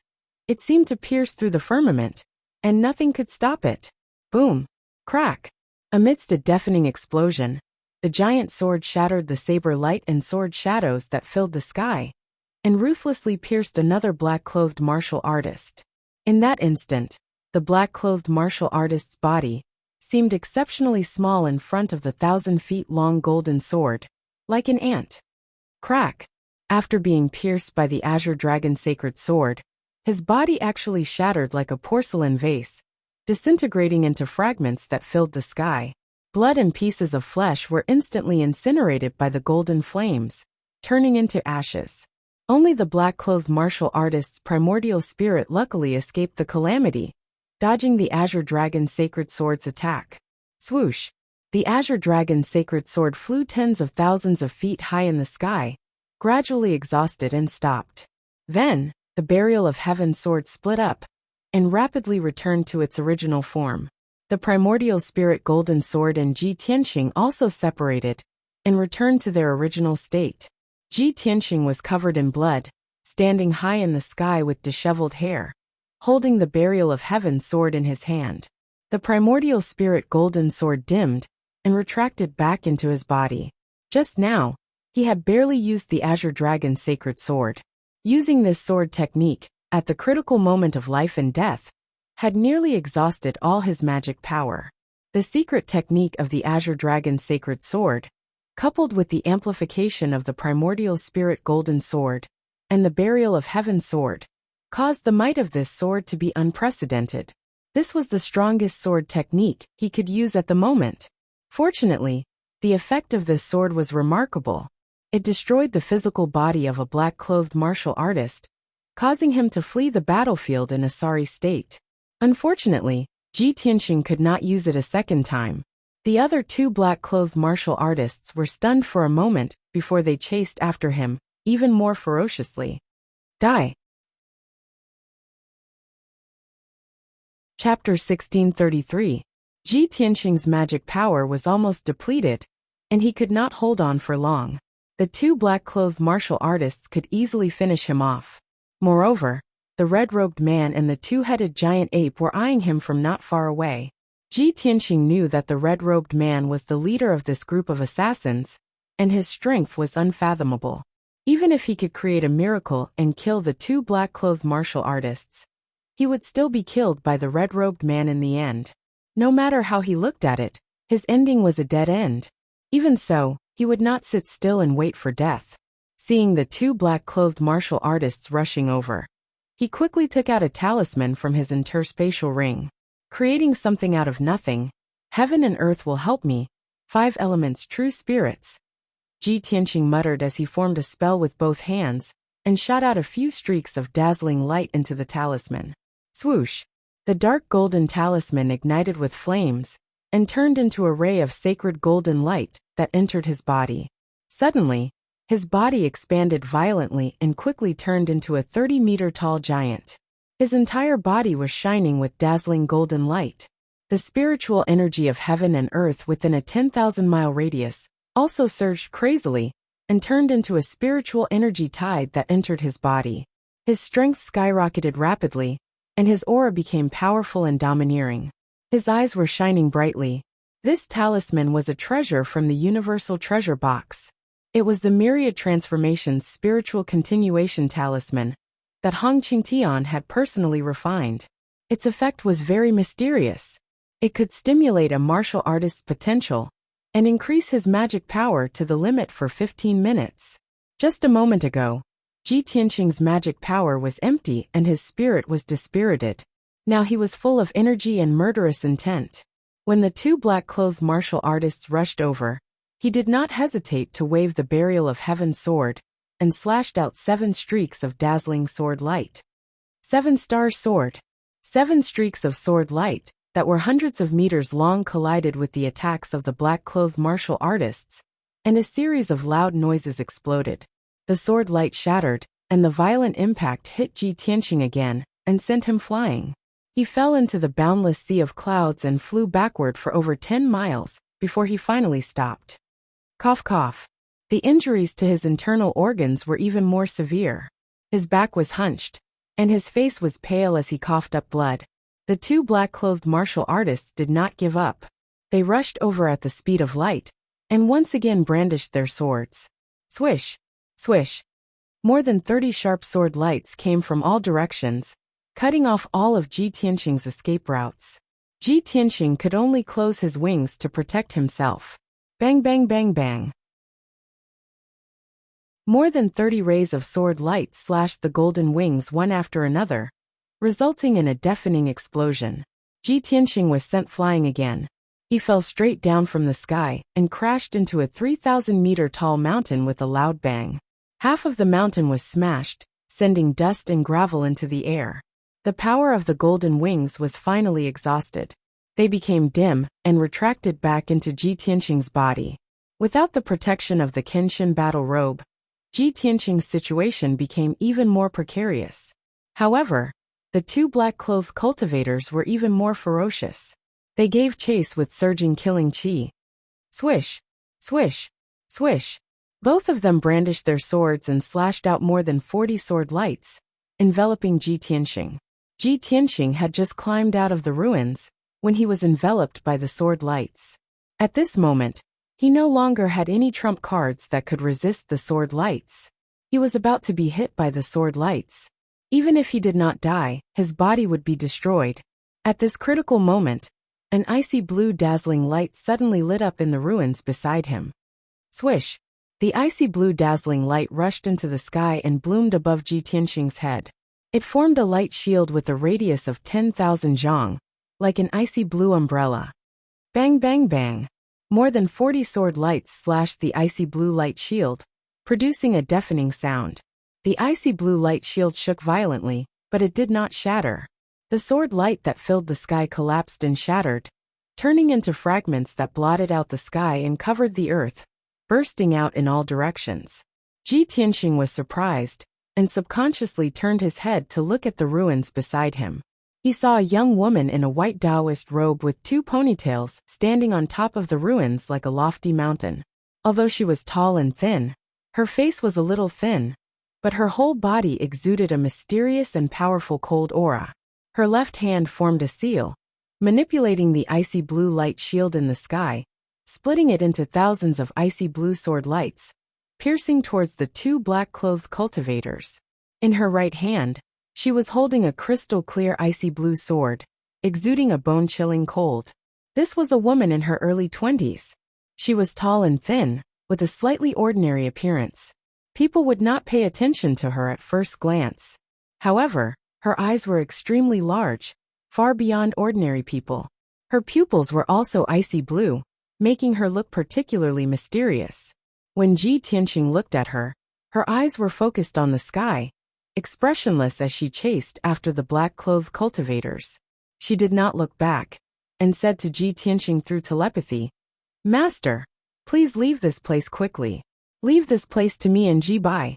Her voice was crisp and clean, containing a decisive and capable temperament. Ji Tianxing thought for a moment and guessed her identity. A disciple of the Pillar of Heaven's mountain? Are you the Shohei that the 4th elder mentioned? Shohei is actually a woman. Previously in Hui City, the 4th elder had mentioned that Shohei had also come. At that time, Ji Tianxing was still wondering if Shohei was Ji Bai's brother or senior brother. But he never thought that Shohei was actually a young woman. This name and the white-clothed woman in front of him didn't match at all, right? However, these thoughts flashed through Ji Tianxing's mind. He made a prompt decision and said, "I won't leave you guys behind. Let's advance and retreat together." As he spoke, he also rushed into the sky and charged towards the 2 black-clothed cultivators. The 2 black-clothed cultivators were stabbed by thousands of icy blue sword lights until they were dripping with blood, their bodies riddled with wounds. At this moment, Shohei was still casting spells. She controlled thousands of icy blue light blades to form an icy blue hurricane that strangled the 2 black-clothed cultivators. Ji Tianxing took the opportunity to charge over. He opened the 3rd eye on his forehead and released endless lightning. Boom! The destructive purple divine lightning condensed into a pillar of lightning and fiercely struck a black-clothed cultivator. The black-clothed cultivator was already heavily injured, and after being struck by the divine lightning pillar, his body collapsed on the spot, turning into countless pieces of pitch-black charcoal. With his body destroyed, his primordial spirit flew out. However, he didn't dare to stay in the sky and fled in panic. Seeing this scene, Shohei turned her head and glanced at Ji Tianxing. A look of surprise flashed across her eyes. She had never thought that Ji Tianxing, who was only at the primordial soul realm, could control the power of divine lightning. No wonder Ji Bai is dead set on master, and is extremely loyal. This thought flashed through her mind as she continued to control thousands of icy blue light blades to kill the other black-clothed cultivator. The black-clothed cultivator fell into the icy blue hurricane, and didn't last long before his body was minced into pieces. Even his primordial spirit was injured by Shohei, and fled miserably. Ji Tianxing's crisis was temporarily resolved. Chapter 1634. Swoosh! Shohei waved his hand, and retracted the thousands of ice blue light blades in the sky. The light blades that filled the sky gathered in her hand, and condensed into a palm-sized sword sheath. The sword sheath was ice blue in color. It was more than 3 feet long and more than a palm wide. The shape was very simple and elegant. The surface was engraved with mysterious patterns and words, and the edges were inlaid with dark golden jade. Clang! Shohei held the ice blue sword, and inserted it back into the sword sheath, emitting a crisp sound. Ji Tianxing stared at the sword sheath, and sized it up a few times before he saw through it. The sword sheath was too wide, enough to place two swords side by side. Shohei carried the sword sheath on his back, as if he was carrying an exquisite stool. However, this was not an ordinary sword sheath. It was also a mysterious magic treasure. The sword sheath could split into tens of thousands of light blades and form a powerful sword formation. Shohei's personality was cold, and he did not say much. His figure flashed and rushed into the distance to rescue Jibai. Ji Tianqing hurriedly followed and took out 2 pills to take the opportunity to suppress his injuries. In the sky 50 miles away, Jibai was fighting with 5 black-clothed martial artists. His bloodline awakening had already ended. He had returned to his original appearance from the rock giant who controlled lightning. His black robe was tattered, his entire body was dripping with blood, and his hair was messy. His aura was very chaotic, and his mana was very empty. He was already at the end of his rope, and could faint at any time. The 5 black-clothed martial artists only suffered minor injuries. Their bodies were charred black by the lightning, and they looked somewhat miserable. However, the 5 of them worked together to form a battle formation and firmly trap Jibai. Jibai desperately rushed left and right, but he was still unable to break through the encirclement. Shohei and Ji Tianqing flew across the sky at lightning speed and quickly approached Jibai. However, the 2 of them had only flown 30 miles when they were stopped by the 2-headed giant ape. Roar! The 2-headed giant ape roared and waved its 4 arms with a murderous aura. It opened its bloody mouth and released a raging fire that covered the sky and earth. Swoosh, swoosh, swoosh. Instantly, a radius of 50 miles turned into a world of flames. Ji Tianqing and Shohei were both engulfed by the monstrous flames. They tried their best to circulate their energy to resist the burning of the flames. Shohei decisively pulled out his sword and controlled the sword case with his left hand. It condensed into a huge ice-blue umbrella to block the flames that filled the sky. She waved the ice-blue sword in her right hand and slashed out dozens of sharp sword lights toward the 2-headed giant ape. Pung pung pung. The 2-headed gigantic ape was enveloped by the sword light, and it immediately let out a series of blood-curdling screams. Blood splattered all over the sky. The flames that blotted out the sky were quickly dispersed by Shohei. However, the red-robed man standing on the shoulders of the 2-headed giant ape had long been staring at Ji Tianqing. Taking advantage of this opportunity, he raised his hand and blasted out a dark golden fist aura towards Ji Tianqing. Ji Tianqing was caught off guard. He was hit by the dark golden fist light and was sent flying backward. There was a crater in his chest, and several of his bones were broken. Blood kept flowing out of his wounds. After suffering such a heavy injury, his strength weakened and his face was as white as a sheet of paper. The power of the myriad transformations continuation talisman also began to weaken. It wouldn't be long before it lost its effect. Ji Tianqing knew that he didn't have much time left. If he couldn't get out of this predicament before the effects of the talisman disappeared, he would most likely die here. At this time, Shohei waved his ice-blue sword with all his might and crazily attacked the 2-headed giant ape and the red-robed man. The giant ape and the red-robed man were pinned down and had no time to care about Ji Tianqing. Taking advantage of this opportunity, Ji Tianqing flew into the sky without hesitation and rushed towards Jibai.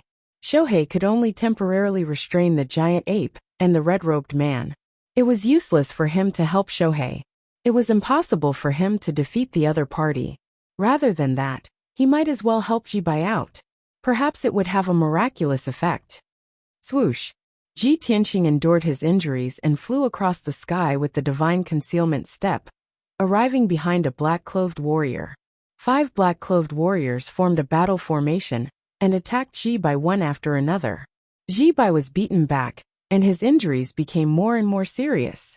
Seeing this scene, Ji Tianqing's eyes flashed with a biting cold killing intent, and he brazenly used his ultimate skill. Heaven-splitting sword. He erupted with all his mana, holding the burial of heaven sword with both hands. He slashed at the black-clothed warrior with all his might. This sword strike converged the strength, essence, energy and spirit of his entire lifetime. Moreover, it contained an all-conquering and violent will to destroy everything. That was the legendary sword intent. In the past, the burial of heaven had reminded Ji Tianqing that if he wanted to become a true sword expert, he had to fuse his will with his sword arts and produce his own sword intent. At this moment, Ji Tianxing was in a desperate situation. He was filled with grief and anger, and his killing intent soared to the sky. He had finally comprehended sword intent. Bang!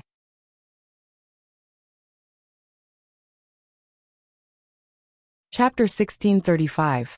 Ji Bai's crisis was resolved. The remaining two black-clothed martial artists were unable to trap him at all. Of course, Ji Bai was also an arrow at the end of its flight. His fighting strength had sharply decreased, so it was impossible for him to kill the two black-clothed martial artists. As for Ji Tianxing, his fa li was already exhausted, and he had used up all his trump cards. His body was rapidly shrinking and gradually returning to its original state. This was the effect of the 10,000 transformations continuation talisman was weakening, and was about to lose its effect. Ji Bai, if you don't leave now, when will you? Ji Tianxing shouted as he waved the Burial of Heaven sword, and slashed out a few sword lights, blocking the two black-clothed martial artists. Ji Bai took the opportunity to escape, and followed him into the sky, escaping in the direction of Sealed God Mountain. Of course, while escaping, Ji Bai did not forget to use his divine sense to shout to Shohei, "Junior sister, don't fight, find a chance to escape." Shohei was fighting with the two-headed giant ape and the red-robed man, trying her best to resist the attacks of the giant ape and the red-robed man.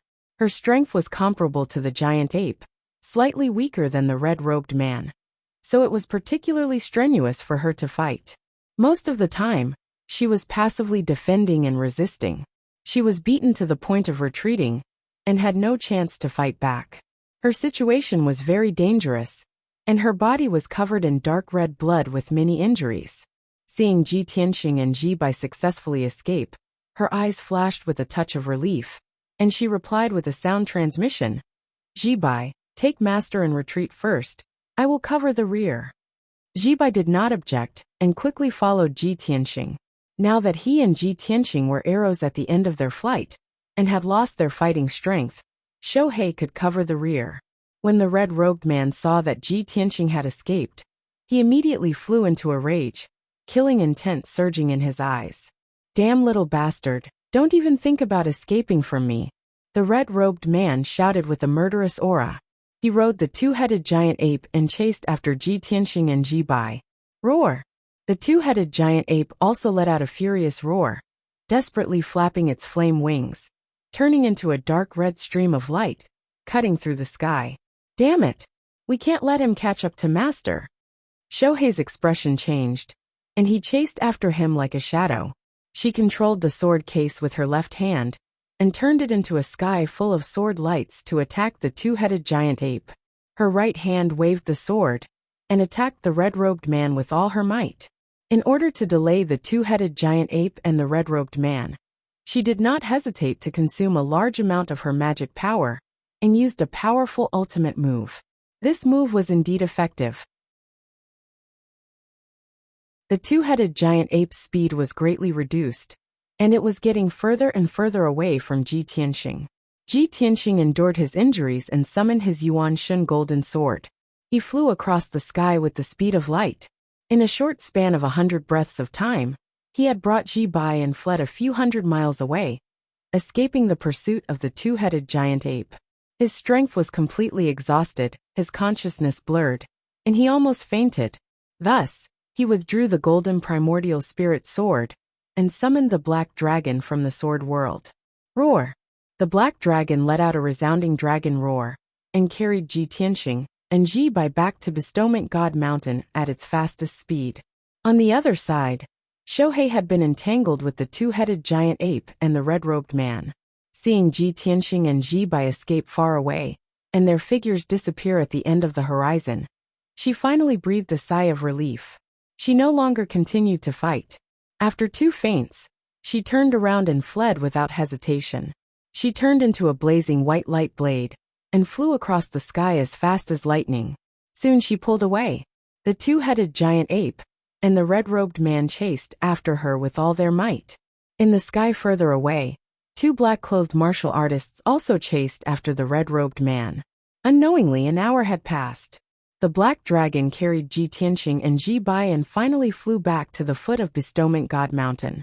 In the sky 100 miles behind them, Shohei also turned into a white light and rushed over as fast as lightning. In the sea of clouds further away, the two-headed giant ape carried the red-robed man and chased after them with murderous intent. However, 100 miles away from Bestowment God Mountain, the two-headed giant ape stopped and stood on top of a mountain peak. The red-robed man stood on the shoulder of the giant ape and looked up at the sacred Bestowment God Mountain. His eyes flashed with a cold light, revealing a strong sense of unwillingness. Damn it! In the end, I still let that little bastard escape. Although he had a mission, if he did not kill or capture Ji Tianqing, he would be severely punished by the great emperor of the Chuyin Empire. However, he knew very well that Ji Tianqing had already escaped back to Bestowment God Mountain, and he had no chance. If he rashly broke into Bestowment God Mountain, he would definitely alarm the golden armored guard. At that time, he would definitely die miserably. No matter how unwilling and angry he was in his heart, he could only give up the chase. Ji Tianqing, the next time you meet me, you won't be so lucky. I will definitely tear you into pieces, definitely. The red-robed man cursed with resentment and rode the two-headed giant ape. He turned around and drilled into the sea of clouds, quickly disappearing into the distance. The black dragon stopped in midair, hiding in the vast white sea of clouds. Ji Tianqing was sitting on its back. His body was covered in blood, his aura was weak, and he was meditating. Ji Bai was lying on the dragon's back, his body covered in blood. His eyes were closed, and he had fallen into a coma. Swoosh! A blazing white brilliance flew over and landed on the black dragon's back. The brilliance faded away, revealing a tall figure in a white dress. It was Shohei. She glanced at the black dragon, and a strong sense of surprise flashed in her eyes. She almost couldn't help but scream. Of course, she recognized that this was a sacred black dragon, the legendary divine dragon. Before this, she had only seen the legends of the divine dragon in history books and biographies, but she had never seen it with her own eyes. If she saw the divine dragon with her own eyes on another occasion, she would definitely be shocked and exclaim in surprise. But not now. She quickly walked to Ji Tianqing's side and released her divine sense to check on Ji Tianqing's injuries. Seeing that Ji Tianqing was riddled with injuries, but they were all physical injuries, and his primordial spirit was not seriously injured, she was finally relieved.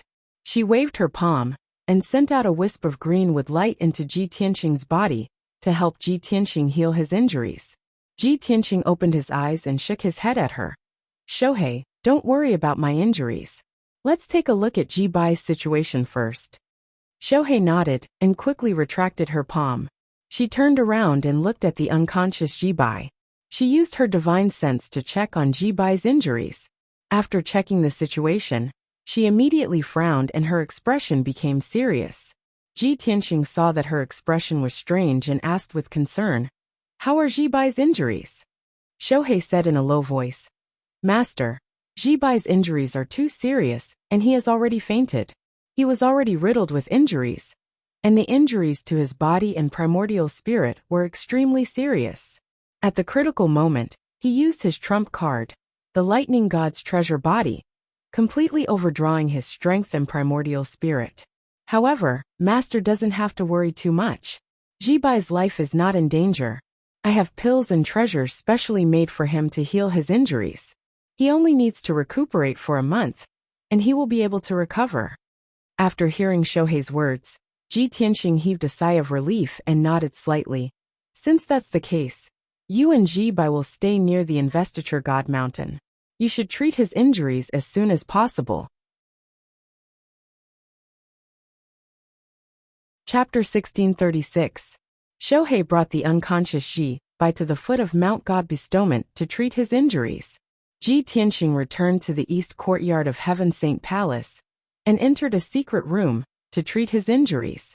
The secret room was filled with spiritual energy, and many elixirs were stored. Moreover, the flow of time was 5 times faster than the outside world. Ji Tianqing recuperated in the secret room for half a month. The injuries of his physical body and primordial spirit were quickly healed. His strength had also returned to its peak state. At this time, only 3 days had passed in the outside world. On the morning of the 4th day, he ended his seclusion and walked out of the secret room. The guard guarding outside the secret room hurriedly came forward and respectfully handed over a letter. Young Master Ji, a guard captain sent this letter yesterday afternoon. He said that he wanted to hand it over to you. Hearing this, Ji Tianqing raised his eyebrows and reached out to take the envelope, sizing it up. He saw that the letter was empty. There was no signature. Ji Tianqing waved his hand to dismiss the guard. He opened the letter and took it out. The light purple letter paper emitted a fresh smell of sandalwood. The edges of the letter were covered with light silver patterns. A line of delicate and cute words was displayed on the letter paper. Tianqing, long time no see. Please come to the north courtyard for a chat. There was only this line of words on the entire letter paper. Ji Tianqing frowned, and a trace of doubt flashed across his eyes. Looking at this handwriting, it should be written by a woman. But who would call me that? North Courtyard? Which palace's North Courtyard is it? Could it be the Heaven Saint Palace?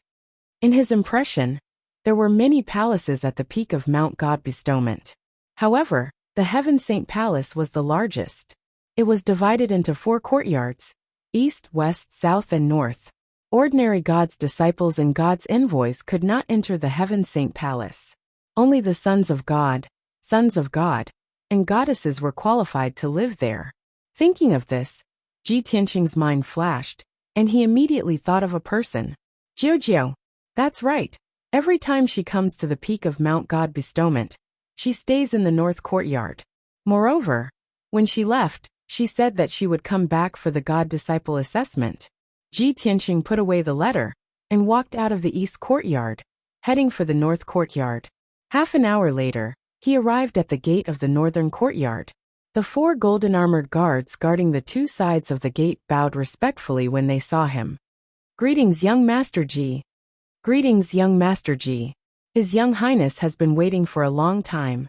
One of the golden-armored guards had clearly been instructed by Jiujiu to lead the way for Ji Tianqing. Under the guidance of the guard, Ji Tianqing passed through the courtyard and a garden before entering the main hall of the northern courtyard. The spacious and bright main hall was the meeting hall of the northern courtyard. Next to it were the reception room and study room. Ji Tianqing sat in the main hall and waited while the golden-armored guard went to report the news. Not long after, the sound of footsteps came from the door. A man and a woman walked into the hall. Ji Tianqing quickly turned his head and looked at the entrance of the main hall. He saw who it was. The first person to enter the main hall was a little girl who was 1 meter tall and looked like she was carved out of jade. She was extremely cute and nimble. She was wearing a small red dress and had a pair of clear and flawless eyes. Her entire body was exuding an incomparably noble aura. Without a doubt, she was the little princess Jiujiu. The person following behind Jiujiu was a tall and handsome young man. The young man wore a long golden robe with a golden dragon embroidered on his chest and sleeves. He also wore a luxurious golden crown on his head. He had long golden hair and a fair and handsome face. His blue eyes had a pair of golden pupils. This was a handsome and valiant noble young man. His every move showed that he was cultured and had a noble aura. Jiujiu had just entered the main hall. When she saw Ji Tianqing, a bright smile bloomed on her face, and she waved happily to greet him. Tianqing, long time no see. Your name seems to have spread far and wide. As she spoke, Jiujiu blinked her big eyes and revealed a playful smile. Ji Tianqing smiled and nodded to greet her. He said, Princess Jiujiu, how have you been? You said that you would come back before the God Disciple assessment. I didn't expect that as a holy lady, you would go back on your words. Jiujiu stood in front of him and smiled awkwardly. She explained, I was delayed by something important. That's why I came back late. However, even if I came back late by more than a month, it wouldn't affect you. You still became the #1 God Disciple. The two of them were like old friends who hadn't seen each other for many years. They chatted naturally, and even joked with each other. The young man in the golden robe stood quietly behind Jiujiu, and looked at Ji Tianqing calmly. He didn't say anything. After Ji Tianqing and Jiu exchanged greetings, he nodded to Ji Tianqing and said with a smile, Ji Tianqing, I've heard about you from Jiu. It's really better to meet you in person than to hear about you. Ji Tianqing looked at the young man in the golden robe and asked Jiu, Princess Jiu, this is?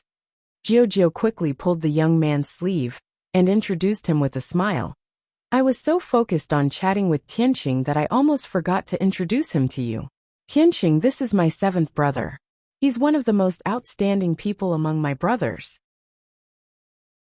This time, when I returned to Mount God Bestowment, he specially came to help me complete the task. Ji Tianqing immediately understood the identity of the young man in the golden robe. He cupped his hands and said, It's the 7th Shensi. Nice to meet you. The 7th Shensi nodded with a smile and said, Don't be so polite. My surname is Taihao, and my name is Yunqi. You can call me Brother Yunqi, or you can call me Brother Yunqi like Jiu, or you can call me Brother Yunqi. Taihao Yunqi's manner of speech and demeanor were quite refined and elegant. It made people feel as if they were bathing in the spring breeze and would not feel bored at all. However, Ji Tianqing could feel that Taihao Yunqi only had a good temperament, but there was a sense of pride and arrogance in him. It was an innate sense of nobility and pride that came from the depths of his soul and was deeply ingrained. He would smile at people, and there was no sense of arrogance in his words. On the surface, he looked very kind. However, in the depths of his heart, he would never take ordinary people seriously. I'm the Shensi of God, and I've known Jiu for a long time. I've even become the first disciple of God. That's why Taihao Yunqi looks at me differently and is pleasant to me. If other disciples of God were here, I'm afraid he wouldn't even be interested in them. This thought flashed through Ji Tianqing's mind, and he carefully looked at Taihao Yunqi. He realized that Taihao Yunqi's strength was unfathomable, far beyond Ji Bai and Shohei. He was at least at the 5th level of the tribulation stage. Just as Ji Tianqing was pondering, Jiu and Taihao Yunqi had already taken their seats. Jiu looked at Ji Tianqing expectantly. Her eyes were shining as she quickly asked, Tianqing, I came back late and missed the Disciple of God assessment. Chapter 1637. Both Ji Tianqing and Taihao Yunqi were stunned by Jiu's words. Ji Tianqing smiled and shook his head. Your Highness Jiu, it's been almost 2 months. Let's not talk about it. Taihao Yunqi also revealed a smile and nodded in agreement. Jiu, didn't the Great Guardian report the situation to you? Why do you ask Ji Tianqing to tell you again? Moreover, those young geniuses are only in the primordial soul realm. What can they do? It's fine if you don't listen. Taihao Yunqi patted Jiu's head affectionately as he spoke. His tone was casual as he spoke. It was obvious that he did not take Ji Tianqing and the God's disciples seriously. It was as though the battle between the young geniuses and the God's disciples was like a fight between ants. Ji Tianqing was even more certain of his judgment. Taihao Yunqi's temperament was just as he had guessed. Jiu pouted as a look of disappointment flashed across her eyes. All right, I'll ask Tianqing to tell me more in the future. Taihao Yunqi nodded and smiled. Our mission is almost complete. Now there's only one thing left. What do you say? Or should I say it? Jiu volunteered. Let me tell Tianqing. Ji Tianqing raised his eyebrows and looked at Jiu calmly. Jiu looked at him sincerely and said slowly, Tianqing, I've returned to the God's kingdom for the past 6 months and reported everything about you to Father. Although Father has been cultivating in seclusion, he left a clone in the God's kingdom. When Jiu said this, Taihao Yunqi clearly frowned and secretly sent a voice transmission to remind her. Jiu's body trembled. She quickly skipped that part and continued. Father God has already noticed you and is very optimistic about your future. Therefore, Father God sent down a divine decree to let the clear heaven pagoda focus on nurturing you, hoping that you can stay on Mount God Bestowment and cultivate in peace. Ji Tianqing frowned slightly when he heard this. Jiu, I told you about this. I won't be staying on Godrank Mountain forever, and I'll be leaving soon. As for the reason, you should be well aware of it. The brilliance in Jiu's eyes dimmed. She nodded and said, Tianqing, of course I can understand your feelings. I also hope that you can find your wife soon and reunite with her. However, the father and I both hope that you can stay. I even discussed with Father God that after you find your wife, you can also bring her to Mount God Bestowment. Father God will show mercy and let your wife become a God's disciple, so that you two can live together. Ji Tianqing frowned and thought for a while. Then he shook his head and said, Jiu, thank you and Mr. God Lord for your kindness. But I'm afraid it's hard to realize. He knew that Yin Yao's identity was special. She was the reincarnation of goddess Yaoguang, and also someone personally appointed by Luoshui martial god. More than 20 years ago, Luoshui martial god had secretly ordered the palace lord to set up this plan. Now, Yin Yao had finally entered Luoshui divine kingdom and was cultivating there. How could Luoshui martial god let her go? Jiu's little face showed a trace of disappointment, and she was a little depressed. Taihao Yunqi also frowned and said in a low voice, Ji Tianqing, you should know how difficult and glorious it is to become a god's disciple under Father God. Every 20 years, hundreds of top geniuses from the 6 empires gather at the peak of Godrank Mountain. In the end, 90 people will be eliminated, and only the 10 strongest will become a god's disciple. Father God is willing to show mercy and grant your wife the status of a god's disciple. This is his care for you. You must cherish it. Ji Tianqing glanced at Taihao Yunqi and said indifferently, although Taihao Divine Lord has good intentions, my wife doesn't need the status of a god's disciple. Taihao Yunqi frowned and looked disappointed. He sighed and said, Ji Tianqing, I've long heard that you are arrogant and unyielding, and your words and actions are unreasonably arrogant. I didn't expect it to be true. In addition, you are deeply in love with your wife. In the eyes of ordinary people, this is admirable and admirable. But in the eyes of us experts, it is extremely foolish. Taihao Yunqi showed a look of exasperation as he lectured Ji Tianqing in a serious tone. With your talent and the noble status of the Son of God, you will definitely become a martial expert in the future, and even a saint emperor. When that time comes, you can have any woman you want. Even if it is a beauty that can cause the downfall of a country, you can choose. As a genius martial artist, you should understand that only powerful martial strength is worth pursuing. As long as you have enough strength, power and beauty will be at your fingertips. When Jiu heard this, she vaguely felt that something was wrong and could not help but frown. Seventh brother, don't say any more. Let's listen to Tianqing's thoughts. Only then did Taihao Yunqi shut his mouth and looked at Ji Tianqing indifferently. Ji Tianqing glanced at him and said calmly, Brother Yunqi and I have different views. It's fine if you don't say anything. Taihao Yunqi immediately frowned, his face full of disappointment. Jiu hurriedly waved her small hand and tried to smooth things over. Seventh brother, Tianqing, let's not talk about this anymore. Let's talk about it later. After that, she looked at Ji Tianqing and said solemnly, Tianqing, before I came to Mount God Bestowment, Father God gave me a mission. Father God wants to see you personally and has some questions to ask you. So, I hope you can come with us to the kingdom of God. Ji Tianqing raised his eyebrows and asked, How long will it take to go from here to the kingdom of God? Jiu answered truthfully, If it's fast, it'll take half a month. If it's slow, it'll take a month. Ji Tianqing decisively shook his head and refused. In a few days, I'll be leaving Mount God Bestowment to participate in the 3 kingdoms of God. I definitely won't be able to go to the kingdom of God. There won't be enough time. Jiu smiled and hurriedly waved her hand. No, Tianqing, don't worry about this problem.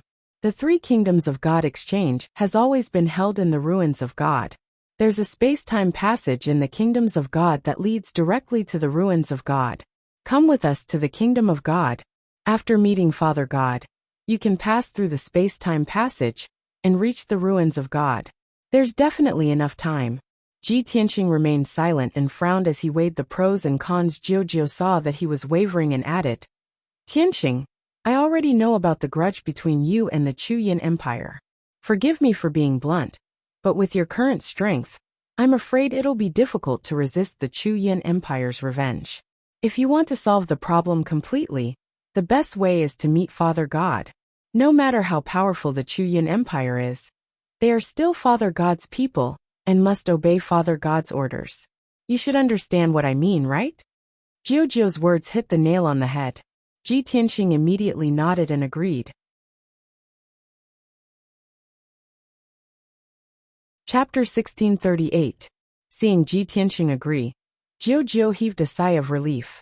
This was one of the missions that Divine Lord Taihao had given her. She wanted to complete the mission, and also let Ji Tianxing meet Divine Lord Taihao. After all, only the Divine Sons, Divine Daughters, and the Divine Emperors of the 6 states had the right to meet the Divine Lord. It was a great honor for Ji Tianxing to be summoned by the Divine Lord. She naturally hoped that Ji Tianxing would receive this honor. Taihao Yunqi was not moved. His expression was calm, and he even felt that this was how it should be.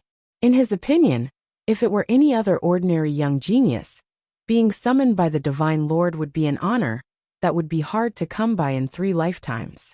No one could refuse such a lofty honor. But Taihao Yunqi did not know that Ji Tianxing had only agreed to go to the Divine Nation because he wanted to resolve the matter of the Outcloud Empire. He did not care about honor or luck. In any case, he did not plan to stay on God Sealing Mountain for long. In the future, he would eventually meet up with Yin Yao. Ji Tianxing waited in Heaven Saint Palace for an entire day. After Jiujiu and Taihao Yunqi finished dealing with other matters, they set off with Ji Tianxing the next morning. The 3 of them left God Sealing Mountain together. Taihao Yunqi took out a silver flying ship and carried Ji Tianxing and Jiujiu toward the north. This flying ship was a superior-grade tribulation magic treasure. It flew extremely quickly, like a bolt of lightning streaking across the sky. Taihao Yunqi steered the flying ship while Ji Tianxing and Jiujiu stayed in the ship and chatted idly. After a day, the 2 of them had finished talking about everything they could talk about. Thus, Ji Tianxing silently meditated and cultivated, while Jiujiu returned to her room to sleep. About 5 days later, the flying ship arrived at the depths of a vast ice plain and began to fly high into the sky. Ji Tianxing could vaguely sense that the flying ship continued to ascend, passing through layers of clouds and reaching a height of 30,000 feet above the ground. This was the Heavenly Dipper energy layer, and the sky was filled with violent winds and astral fire. Ordinary primordial spirit experts would not dare to stay in the Heavenly Dipper chi layer. If he stayed here for too long, his body would surely be minced into pieces by the heavenly winds. His soul core would be incinerated by the flames, and he would be obliterated in the end. Only tribulation transcendence experts could travel through the Heavenly Dipper chi layer. Outside the atmosphere of the Big Dipper, there was a dark and boundless void. The void was cold and gloomy. It was a complete vacuum. There was not a trace of air, nor was there any heaven and earth spiritual chi. In the pitch-black void, there was a mysterious 5-colored vortex. The silver flying boat entered the vortex and flew quickly and silently, as if it had entered a splendid tunnel. A few hours later, the flying boat finally flew out of the space-time tunnel and entered a colorful world. After finishing his cultivation, Ji Tianxing walked out of the room and stood on the bow of the airboat. He looked ahead and surveyed his surroundings. He saw that the sky was as blue as if it had just been washed, and below him was a myriad of colorful mountains and rivers. As far as the eye could see, there were green mountains and clear waters everywhere. White clouds and thick fog lingered around the mountaintops. Birds chirped and apes howled in the mountains. There were several large rivers at the foot of the mountains that looked like pearls and jade ribbons that sparkled under the sunlight. There were also groups of spirit cranes that flew above the water and let out crisp cries. The extremely dense heaven and earth spiritual chi condensed into strands of 5-colored spirit fog in the air that drifted along with the breeze. Not only was the heaven and earth spiritual chi several times denser than that of the Shenwu continent, but there was also an invisible power that filled the world. The aura of this power was sacred and boundless, and it could invisibly strengthen a martial artist's body and cleanse their spirit. Ji Tianxing could clearly feel that his mind had become calm and peaceful in this world, and many distracting thoughts had been cleansed and purified. Invisibly, He even had the illusion that he had become one with the world, and all sorts of insights appeared in his mind. The sword intent that he had comprehended during the previous battle had also become more profound. These various changes shocked Ji Tianxing and made him feel incredulous. Is this the legendary divine kingdom of Taihao? Sure enough, there's an invisible divine power enveloping this place. It's worthy of being called a holy land of the martial Tao. It's no wonder that the young geniuses of the Six Nations dream of entering Mount God Seal and becoming an honorary disciple. Becoming a God disciple would have the opportunity to study in a divine kingdom or take up a position there. Cultivating in such an environment would increase one's innate talent, and the speed at which one's strength would increase would be extremely fast. Even if one couldn't become a God disciple, one could still enjoy the generous environment of a divine kingdom as a servant. It's a pity that the geniuses of the Six Nations were so unlucky this time. Something happened at the Divine Glacier Mine, and those who were eliminated have all gone to mine. Just as Ji Tianxing was silently sighing, an area that flickered with golden light appeared at the end of the horizon in front of him. As the flying vessel flew past the mountains and rapidly approached the area, Ji Tianxing could gradually see it clearly. It was a huge city with an imposing aura. It was a city in the clouds that flickered with golden light. The huge ancient city was at least 150 kilometers wide, and it floated in the sea of clouds above the mountains. The city walls were 300 meters tall, and they were extremely majestic. There were many tall buildings in the city, and there were rows of magnificent palaces and towers that reached into the clouds. The setting sun in the afternoon shone on the huge city, and the countless glazed roofs reflected a dazzling golden light. Thick clouds and fog surrounded the huge city, and it didn't dissipate no matter how strong the wind blew. It even covered the huge city with a mysterious veil. Ji Tianxing looked at the ancient city from afar, and he only felt that it was both real and illusory. It was like a heavenly palace, or a blessed land of immortals. Soon, the flying vessel arrived outside the towering city and landed at the south gate. 2 rows of guards in golden armor stood at the foot of the city gate that was 300 meters tall. Each of them had a dignified aura and were extraordinarily mighty. Swoosh! With a flash of light, Taihao Yunqi put away the silver flying vessel. He, Ji Tianxing, and Jiujiu appeared and stood side by side at the city gate. The guards in golden armor, guarding the city gate, were about to interrogate the 3 of them about their identities and intentions. Seeing Taihao Yunqi and Jiujiu, the guards in golden armor were stunned.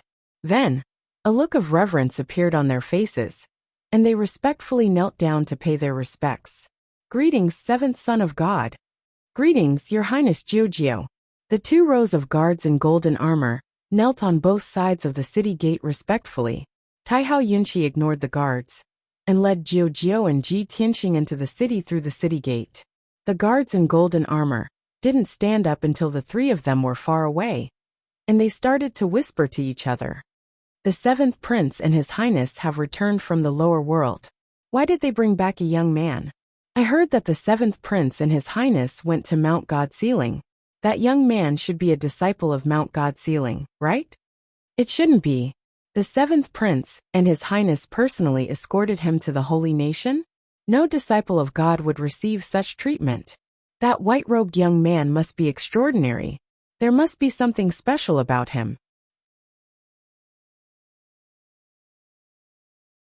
Chapter 1639. Ji Tianxing, Jiujiu, and Taihao Yunqi walked side by side on the wide jade road. This straight and wide road led from the southern city gate to the plaza in the center of the city. After passing through the plaza in the center of the city, they continued to walk toward the northern district, where they saw an exceptionally sacred and magnificent palace complex. This was Taihao Palace. There were very few pedestrians on the Jade Road, and the ground was very clean and tidy. Many statues and stone tablets were erected on both sides of the road. Streets and alleys crisscrossed through the city. Rows of tall buildings and pagodas, as well as many exquisite palaces, were arranged in neat rows, making for a very grand sight. As the 3 walked, Jiujiu explained the situation of Taihao Kingdom to Ji Tianxing. This is Taihao City. 60% of the entire kingdom's martial artists are gathered here, and there are close to 6 million people. There are many spirit veins and precious lands outside the city, and there are many villages and tribes scattered around. Many rare races live here. Although it's called a kingdom, it's actually a small world. It's a secret realm that has existed since ancient times, and it's connected to Xinwu continent. Ji Tianxing nodded and asked doubtfully. Along the way, I saw that most of the commoners in the city are at least at the primordial spirit realm, and there are almost no ordinary people. Are the 5 million martial artists in the city all geniuses and powerhouses, selected from the 6 great empires? Jiu shook her head and explained. Not all of them, except for a few who came from the lower realms. Most of them are originally citizens of the kingdom. Ji Tianxing was surprised and asked in disbelief. The natives here actually have such powerful martial talent, and all of them can reach the primordial spirit realm? Jiu revealed a proud expression and nodded. Although not all of them can reach the primordial spirit realm, they are close. After all, this is Father's kingdom. It has the most abundant cultivation resources in the world, and it's also protected by Father's divine power. Not to mention humans, even a bird or a demon beast can become an essence soul realm demon supremacy after a few hundred years of nourishment from divine power. Ji Tianxing nodded and said with some emotion, It's truly blessed by the heavens. As expected of a kingdom, it's a miracle. By the way, why are there so many rare races living in the villages and tribes outside of Taihao City? Jiu thought for a moment and explained. It's said that in ancient times, there were tens of thousands of races on the continent. However, after a huge calamity and upheaval, many races perished. By the time Father took control of Taihao's kingdom, the various races were on the verge of extinction.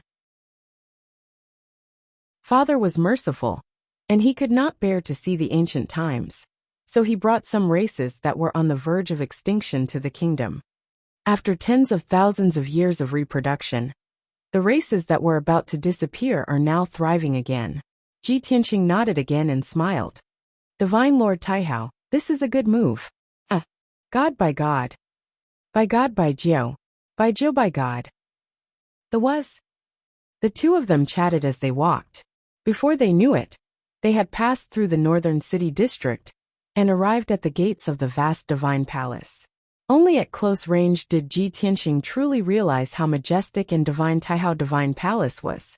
2 lifelike golden dragons were carved on the 1,000-foot-tall palace gates.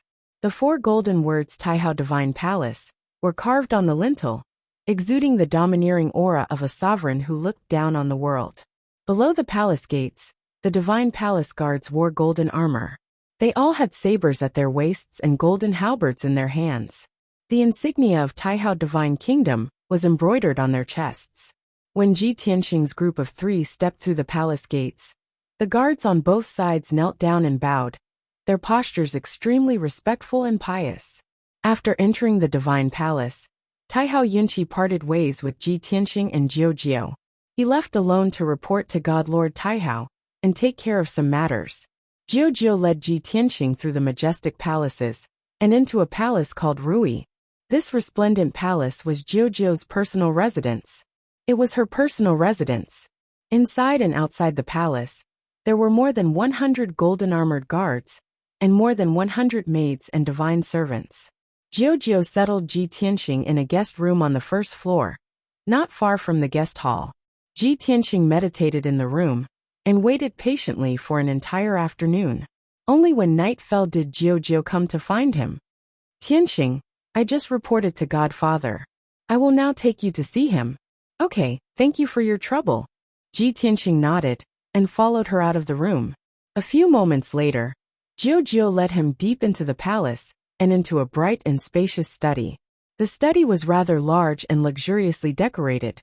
It was a dazzling sight of gold everywhere.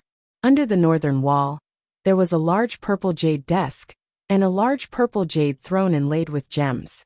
On the desk were several ancient texts, a bronze incense burner, and a mysterious black stone half the height of a person. The black stone was oval-shaped and made of an unknown material. It flickered with white light, and its use was unknown.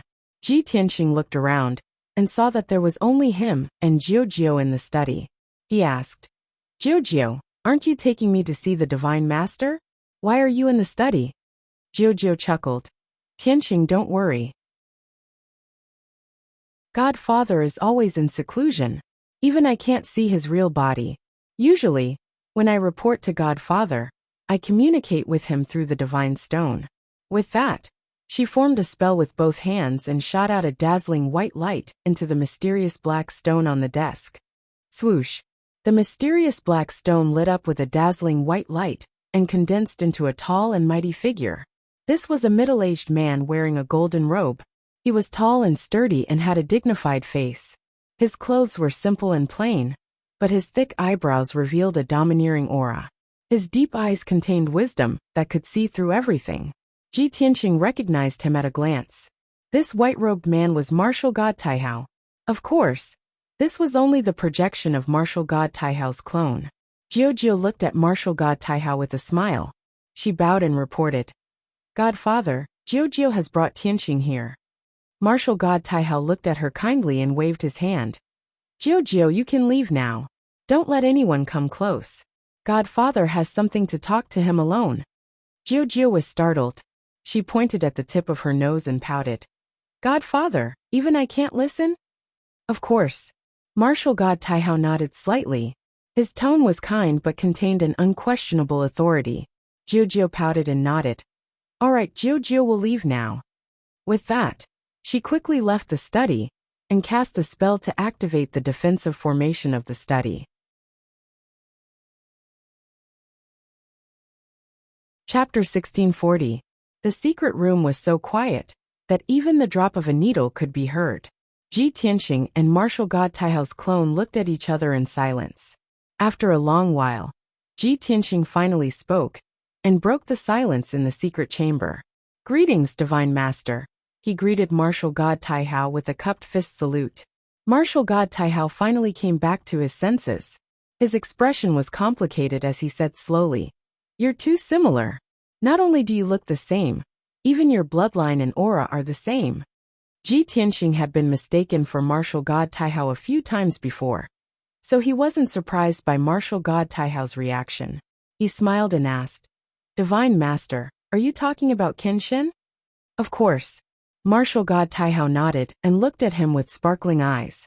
He asked, If your cultivation wasn't so weak, I would have thought that he had returned. Ji Tianqing raised his eyebrows and smiled meaningfully.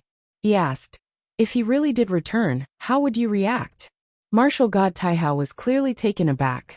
He looked at Ji Tianqing playfully and said, Although I don't believe that someone who has been dead for 1,000 years can come back to life, I don't believe that someone who has been dead for 1,000 years can be reborn. However, if he really does come back to life, I'll be happy for him. Ji Tianqing nodded and thought to himself, In Kenshin's memory, Kenshin and Martial God Taihao were good friends. After all, Kenshin had taught Martial God Taihao before. They had no grudges or conflicts of interest. Martial God Taihao should be trustworthy. Martial God Taihao sighed and said with a wry smile, Unfortunately, you're Ji Tianqing. You can only be Kenshin's successor. You're not him. Besides, I can guess what you're thinking. You don't need to test my attitude. If I was hostile to you, you would have disappeared a long time ago. How could you still be alive? Ji Tianqing nodded and said calmly, I've made a fool of myself in front of the Divine Lord. But I still want to ask, why did the Divine Lord summon me? Martial God Taihao said in a deep voice, Firstly, I would like to meet an old friend from 1,000 years ago. You might not be him, but you look very much like him. Secondly, I owe him a favor, and have never had the chance to return it. If I return this favor to his successor, perhaps he will feel gratified in the underworld. Martial God Taihao looked at Ji Tianqing sternly and said solemnly, Ji Tianqing, I know everything that has happened in the past 6 months since you entered Mount Godseal. Your talent is extraordinary, and your future is promising. As expected of the successor of Kenshin, although you are now the #1 God's disciple, a God's disciple is only equivalent to my disciple in name. You can't be compared to the Son of God. Now, I want to take you in as my last disciple. If you agree, you will be my only disciple, and your status will be equivalent to the eldest son of God. Ji Tianqing frowned when he heard Martial God Taihao's words, and a look of shock flashed across his eyes. He knew very well that although Martial God Taihao had 99 children, he had never taken in a single disciple in his entire life. If he agreed, he would become Martial God Taihao's only disciple, and his status would instantly rise by more than 10 times. Martial God Taihao's last disciple would definitely be one of the most respected figures in the Taihao kingdom. Even in the entire Shenwu continent, he would be one of the most respected figures in the world. If Ji Tianqing agreed, then he would have a meteoric rise, reaching the heavens in a single bound. From then on, he would be able to reside in the Taihao kingdom and enjoy the best treatment and cultivation resources. With Martial God Taihao as his backer, almost no one would be able to threaten him. However, Ji Tianqing still shook his head and refused after weighing the pros and cons for a moment. Lord Deity, Kenshin gave you pointers in the past, but unfortunately, he left this continent before you could return the favor. This matter caused you to feel regret in your heart. Now you want to return this favor to me. I can understand your feelings, and I am very grateful for your decision. However, I am very sorry that I cannot agree to it. Ji Tianqing's tone was very calm, but it was also very stubborn and resolute. Martial God Taihao frowned and revealed a look of disbelief. He asked, Ji Tianqing, have you really thought it through? You actually rejected me so straightforwardly? I know that your current situation is very bad. Not only are you enemies with the Outcloud Empire, but you are also being targeted by the powerhouses of the Ghost Clan. If you agree to this matter and become my last disciple, all of your problems will be easily solved. Ji Tianqing shook his head and smiled. A treasured sword's edge is sharpened, and the fragrance of plum blossoms comes from the bitter cold. Back then, Kenshin roamed the Shenwu continent and slaughtered his way from the west to the east. In a short 30 years he became a saint. What he relied on was not the protection of powerhouses, but the sword in his hand and his tenacious heart. As Kenshin's successor, I naturally want to imitate him. No matter what difficulties or dangers I face, I will solve them myself. Martial God Taihao listened quietly and stared at him in silence for a long time. After about 10 breaths of time, Martial God Taihao revealed a gentle smile and nodded. You really are too much like him. How great would it be if you were him? Since you have such aspirations, I will not force you. Of course, I will still deal with the matter of the Outcloud Empire. The 6 great empires have existed for thousands of years in peace and stability. I will not allow anyone to break this balance and cause chaos in the divine kingdoms. Ji Tianqing nodded in agreement and asked, since the Lord Deity already understands the cause of this matter, how will you deal with it? Martial God Taihao said in a dignified tone. The current chaotic situation was caused by Emperor Outcloud's greed. If he had not been so greedy, why would he have fallen into your trap and given up on the Outcloud Empire? I have already ordered the eldest son to lead the Divine Might Legion to the Outcloud Empire to capture Emperor Outcloud. He will be suppressed in the Divine Kingdom's endless black prison and suffer for 100 years. Ji Tianqing said calmly, Emperor Outcloud made a grave mistake and committed such a sin. The Lord Deity is only imprisoning him in the prison for 100 years. You are truly merciful. Martial God Taihao glanced at him and smiled.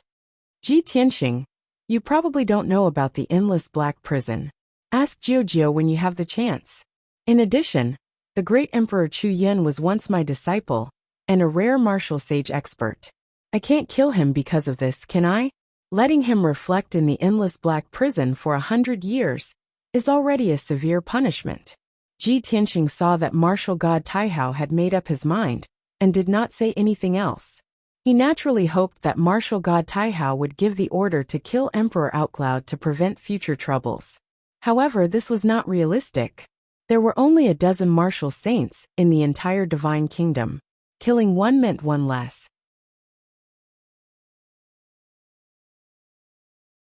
Chapter 1641. Martial God Taihao had already concluded what would happen to great Emperor Chu Yin, so Ji Tianqing could not say anything. He thought to himself that he might become a martial saint in 100 years.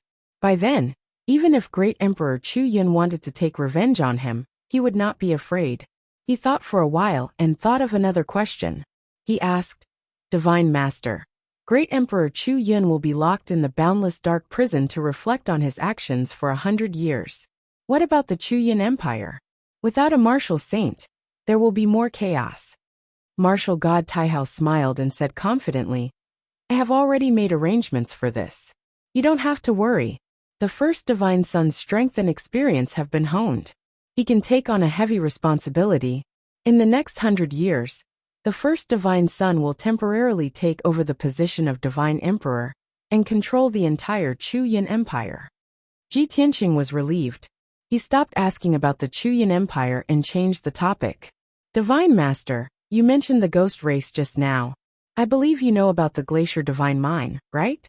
Martial god Taihao nodded slightly and said calmly, For nearly 10,000 years, the ghost race has been holed up in the North Underworld Mountain. They have never shown themselves and outsiders have not been able to enter. The ghost race has not been active on the continent for so long that the other races have almost forgotten about their existence. I did not expect them to leave the North Underworld Mountain and go to the Glacier Divine Mine to cause trouble and kill so many miners. Fortunately, you disguised yourself as a divine servant and took care of the two ghost race that caused the disaster. You also chased away the demon king hiding in the glacier. Otherwise, the trouble in the Glacier Divine Mine would have lasted for a few more months, until the second divine son personally went to investigate. Ji Tianqing's body shook. His eyes were filled with shock. Divine Master, you even know that I disguised myself as a divine servant and secretly killed the two blood gods. He thought that he had done it secretly. He did not expect martial god Taihao to expose him. Only now did he believe that martial god Taihao was like the eye of a god. He looked down on his territory and could see through everything. Martial god Taihao smiled and said in a dignified tone, In my territory, as long as I want to know, I will know. The Cold Ice Martial Lord, who was in charge of the Glacier Divine Mine, deliberately concealed the news. He could not deal with the disaster in time, and did not report it in time. This god has already given the order to punish him severely. That devil monarch of the ghost race, hiding in the Arctic abyss, had long fled upon hearing the news. Now the Glacier Divine Mine has returned to normal. Ji Tianqing frowned and thought for a moment, then asked, Divine Lord, since the Ghost Clan has been hiding in the North Underworld Mountain for nearly 10,000 years, and has never moved around the continent, why are you still here? Why did they leave the North Underworld Mountain and run to the Glacier Divine Mine to cause trouble? Martial god Taihao looked at him playfully and said meaningfully, Not only did a few Ghost Clan experts run to the Glacier Divine Mine to cause trouble, my spies have also found out that a large group of Ghost Clan experts have left the North Underworld Mountain and are moving around in my territory. As for why they left North Underworld Mountain and started to move around the continent, you should know better than I do. Their target is you. Ji Tianqing frowned and fell silent for a moment before saying, Divine Lord, to tell you the truth, when I first came to the Xinwu continent from the Tianxian continent, I was chasing after the ancestral demon god. You should have heard of the legend of the ancestral demon god, right? Martial god Taihao frowned, and a look of disbelief flashed across his eyes. He asked in astonishment, The ancestral demon god?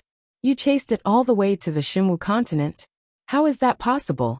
Of course, this god knows about the legend of the ancestral demon god. The ancestral demon god was the primogenitor of the ancient demon race, and it was also one of the reasons for the ancient war. During the ancient war, countless deities and powerhouses from various races were massacred by it. It led 3,000 blood gods and wantonly massacred the people and powerhouses of various races, causing the ancient races to wither and perish. Today, 99% of the ancient races have perished, and only a few hundred races are left. But didn't the ancestral demon god fall during the ancient war? After the ancestral demon god fell, the remaining demons on the Xinwu continent were encircled and annihilated by the various races. Those that escaped the net retreated to Dark North Mountain and changed their names to the ghost race. They never dared to appear in the world again. Ji Tianqing nodded and said, originally, the ancestral fiend god had fallen in the ancient war. But no one expected that a trace of its spirit remained, and it slept in the blood river of the demon race's sacred land for 30,000 years. After that, the demon king tried everything to revive the ancestral demon god. Although I killed the demon king, I couldn't do anything to the ancestral demon god, and it escaped here. After listening to Ji Tianqing's explanation, martial god Taihao came to a realization and nodded. So that's how it is. A trace of the ancestral demon god's spirit was not destroyed, and it slept for 30,000 years before being reborn. This is simply inconceivable. When he thought of this, martial god Taihao looked deeply at Ji Tianqing, and a thought flashed through his mind like lightning. The ancestral demon god managed to preserve a trace of its spirit, and was reborn after 30,000 years. Kenshin was revered as the king of gods back then. Did he really fall? Will he be like the ancestral demon god, and be reborn after 1,000 years? Just as martial god Taihao was deep in thought, Ji Tianqing spoke. God Lord, the ancestral demon god has most likely fled back to Dark North Mountain. It must be conserving its strength, and quickly recovering its vitality. Once it recovers, it will definitely lead all the demons to sweep through the Shenwu continent, and cause another bloody catastrophe. I suggest that you act as soon as possible, and kill it before it recovers. Otherwise, it will be too late to act when it matures in the future. Martial god Taihao nodded and said solemnly, Ji Tianqing, I will seriously consider your suggestion. I will also send the Shenwei Legion to clean up the ghosts that have intruded into my territory. However, Dark North Mountain has been a forbidden area since ancient times, and it is extremely dangerous. Even my Shenwei Legion will find it difficult to enter that forbidden area, and it will be even more impossible to wipe out all the ghosts. Also, I am currently in seclusion to comprehend a divine art. I will not be able to come out for a while, and I will not be able to act personally. Ji Tianqing immediately understood what martial god Taihao meant, and could not help but frown. Martial god Taihao is currently in seclusion. A martial god like him can stay in seclusion for decades, or even centuries. He cannot personally deal with the ancestral demon god, and the Shenwei Legion cannot attack Dark North Mountain. The only thing he can do is kill all the demons that enter the territories of the Six Nations, but this will not affect the foundation of the demons. When he thought of this, Ji Tianqing let out a long sigh. I can only hope that the ancestral demon god will not recover its peak strength within 100 years, and it will not attack Dark North Mountain.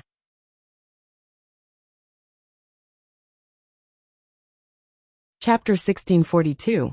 Ji Tianqing hated the demon clan to the core, and wished he could kill the ancestor demon god as soon as possible to prevent future troubles. However, martial god Taihao had never dealt with the demon clan before, and had no enmity with them. Naturally, he would not be as anxious as him. Moreover, martial god Taihao was in seclusion, and would not come out in a short period of time. Ji Tianqing could only drop the matter, and did not mention it again. Martial god Taihao continued, Ji Tianqing, the previous Kingdom Exchange Conference will be held in the ruins of God. Every exchange conference was a once-in-a-lifetime opportunity for God's disciples from different countries. After you go to the ruins of God, you must perform well. Perhaps you will have an incredible harvest. Ji Tianqing nodded to show that he understood and asked, what is the great opportunity that the God Master is talking about? Martial god Taihao was silent for a moment before he opened his mouth to explain. This will have to start from the origin of the ruins of God. The ruins of God originated from the ancient era, and appeared after the ancient war. Legend has it that it was the world of the gods, but it was destroyed in the ancient war, and became a ruin. There are also some legends that say that it is the resting place of the ancient gods, and there are countless tombs of the gods buried there. There is a mysterious messenger who guards the ruins of God for his entire life. Everyone calls him the Old Man of God. Every time the Kingdom Exchange Conference is held, the Old Man of God will secretly observe it. If there is an outstanding talent or a peerless genius, The old man of God will appear and choose this genius to enter the ruins of God. In the past few thousand years, there have been more than 10 peerless geniuses who were lucky enough to be chosen by the old man of God and entered the ruins of God. After these geniuses entered the ruins of God, they all had shocking gains. They either obtained ancient divine items or the inheritance of an ancient god. In the end, these geniuses became the most dazzling experts in the continent and basically all reached the martial sage realm. After listening to martial god Taihao's explanation, Ji Tianxing came to a realization and nodded.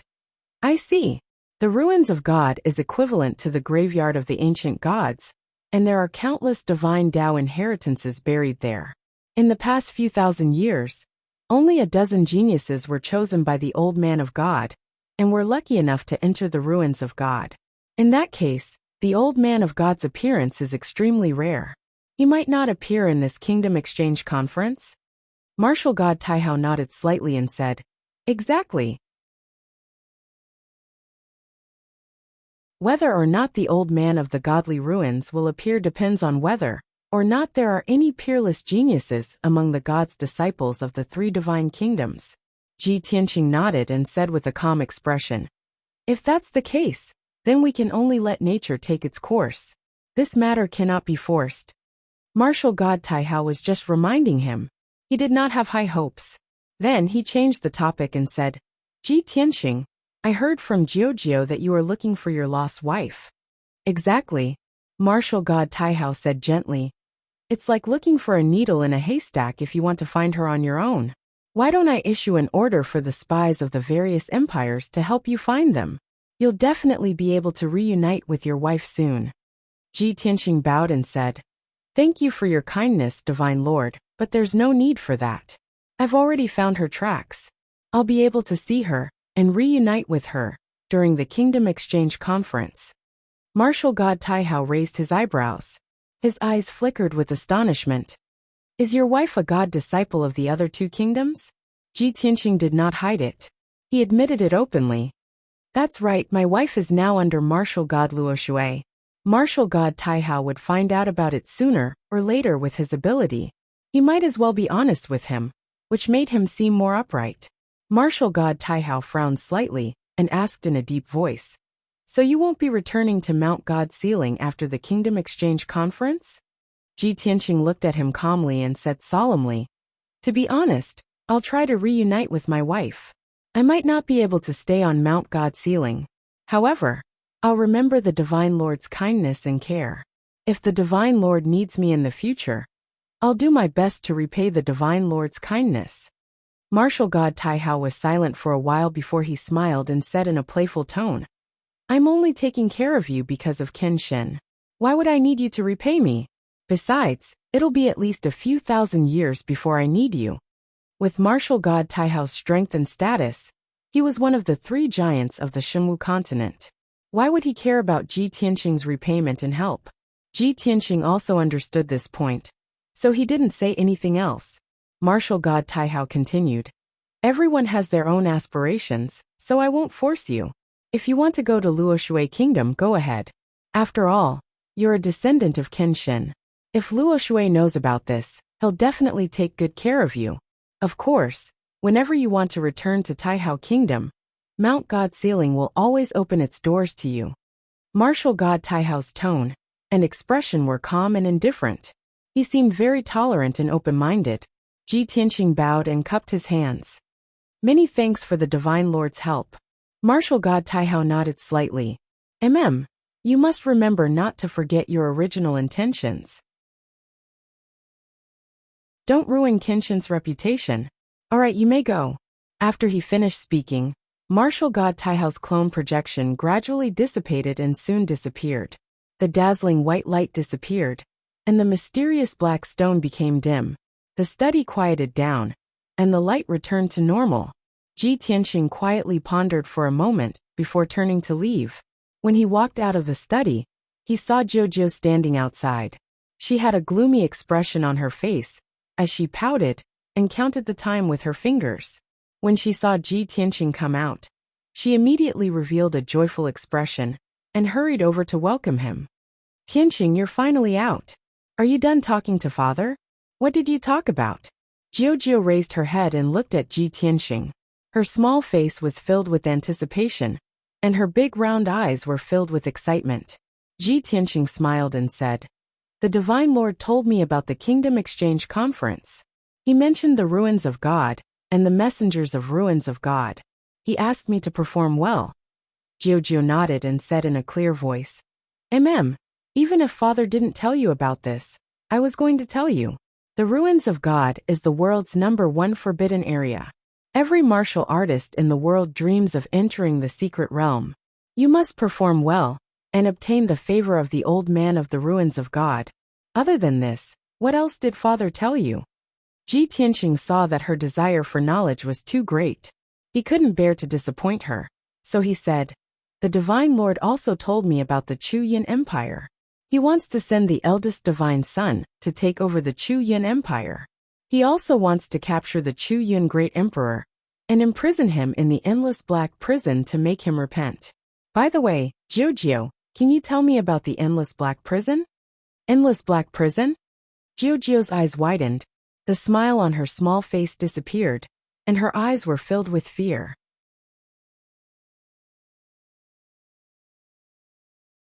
Chapter 1643. Jiu only revealed one sentence about the endless dark prison, and did not mention anything else. Where was the endless dark prison?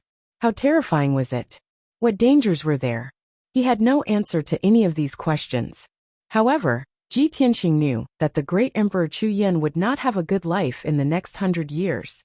He and Jiu left the study and walked back to their residence. Along the way, Jiu pestered him with many questions to find out about his conversation with martial god Taihao. In Jiu's opinion, martial god Taihao did not allow her to eavesdrop and was being so mysterious. They must have talked about some secrets. Her strong curiosity made her want to get to the bottom of this matter. Ji Tianqing had a headache and could only brush her off with a few perfunctory words. He then returned to his residence to rest. After a night of recuperating and meditating, his mental state had recovered to its peak, and he only felt refreshed. The God's kingdom is indeed blessed by nature and envied by others. Meditating here for a night is equivalent to cultivating in Mount God bestowment for 3 days. Ji Tianqing made a comparison in his heart, and the result was shocking. The next morning, he found Jiu and said that he wanted to leave. He had achieved his goal of coming to the God's kingdom, and there was no need for him to stay. Jiu frowned in confusion and asked, "Tianqing, you just came to the God's kingdom. Why are you in a hurry to leave? The God's disciples of Mount God bestowment have just left, and it will take them at least 20 days to reach the God's ruins. If you leave now, you can reach the God's ruins in an instant and reach 20 days earlier than them. Don't you still have to wait for them? If that's the case, why don't you stay in the God's kingdom and leave when the time is near?" Ji Tianqing frowned and thought about it. He did not say anything. Jiu pulled his arm and continued to persuade him. "Tianqing, the God's ruins is very strange and dangerous. If you go alone, you might not even find the place. It's not easy for you to come to the God's kingdom. You should go and see the scenery. Even if you don't go sightseeing, you can stay in your room and cultivate. It's faster than cultivating in the lower bound." In the end, under Jiu's insistence, Ji Tianqing decided to stay in the God Kingdom for half a month. Seeing that he had finally agreed to stay, Jiu was especially happy. She hurriedly pulled him out of the hall. "Tianqing, let me take you to see the scenery of the Divine Kingdom." Regardless of whether Ji Tianqing agreed or not, Jiu pulled him out of Rui Palace. Under Jiu's orders, the captain of the guards brought over a snow-white winged Pegasus for the two of them. The heavenly horse was a divine steed. It was tall and holy, and there was not a single strand of variegated hair on its body. It emitted a faint silver light. Jiu brought Ji Tianqing onto the Pegasus. The Pegasus spread its pure white wings and flew into the sky. Shua! The heavenly horse was flying in the sky above Taihao City, gracefully circling and dancing in a leisurely manner. Jiu pointed at the buildings in the city and took the initiative to introduce them to Ji Tianqing. "Tianqing, look over there. That's the market, the largest trading market in the city. Many martial artists trade there. Some rare treasures often appear there, as well as many interesting things. Seventh brother, and I often go there to take a look. Over there is the tower, the tallest building in the city. It was built by the royal craftsmen of the Divine Palace. It only took 3 days to complete. And over there, the largest palace is the 100 Clans Assembly. Usually, if there are any major events of the 100 clans outside the city, they will report to the 100 Clans Assembly. Jiao continued to introduce, feeling a little excited. Ever since she first met Ji Tianxing in the Xianping Gate, she felt that Ji Tianxing was different from the rest. He was very special. This inexplicable feeling gradually deepened as she interacted more with Ji Tianxing. Because of this, she tried her best to persuade Ji Tianxing to stay. In the depths of her heart, she always wanted to spend a few more days with Ji Tianxing. Perhaps she could understand him better. Ji Tianxing listened quietly. Occasionally, he would ask a question or two, and from time to time, he would be amused by Jiao. Unknowingly, the Pegasus carried the two of them out of Taihao City and flew out of the city. Outside Taihao City, there were rolling mountain ranges. They were basically deep mountains, great lakes, and thousands of feet high peaks. In some of the flatter mountain peaks and valleys, there were a few villages and tribes scattered around. Although these villages and towns were not big, they had a very long history. The houses and buildings had a special style and style. The small villages only had a few dozen families, and the population was only 100 or 200. The bigger towns had thousands of houses and buildings, and the population was as high as 10,000. Ji Tianxing stood on the back of the Pegasus and looked down at the many villages and tribes. Indeed, he saw many strange races. There was the mermaid clan who lived by the lake. They had a human body and a fish tail. There were the ancient tree shepherds who lived in the lush forest. They had the body and limbs of a big tree, but they had the head of a human. There was also a centaur tribe who lived on a hillside facing the sun. There were more than 200 people in the tribe. They all had the body of a horse for hooves and a tail, but their necks were no different from humans. There were also the rare Milua lionmen, silver star wolfmen, ancient willow tribe, flower spirit tribe, and so on.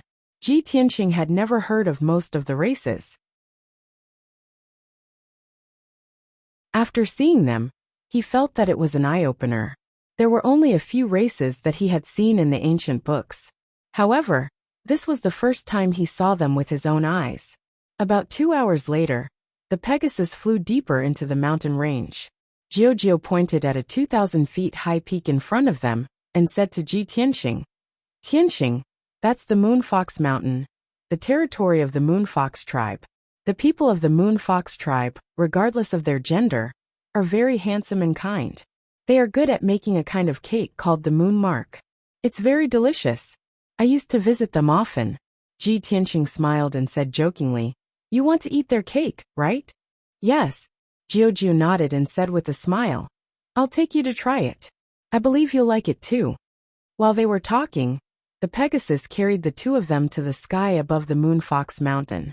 This 2,000 feet high peak stood in the middle of the mountains. It was very beautiful and had its own good fortune. The middle of the mountain was covered by clouds and mist. The peak of the mountain was surrounded by a sea of white clouds. It was like a fairyland. The mountain peak with a radius of more than 30 miles was relatively flat. There were dense forests and grasslands growing on it. A huge 5-colored light shield covered the peak of the mountain like a sky curtain, protecting the territory of the Moon Fox tribe. When the Pegasus flew close to the 5-colored light shield, 6 Moon Fox tribe guards in silver armor came forward to welcome them. Ji Tianxing took a closer look. The 6 Moon Fox tribe guards were all young men. They were tall, handsome, and had long silver hair. Each of them had a handsome face, a pair of pointy white ears, and a pair of silver eyes. Their auras were also somewhat feminine.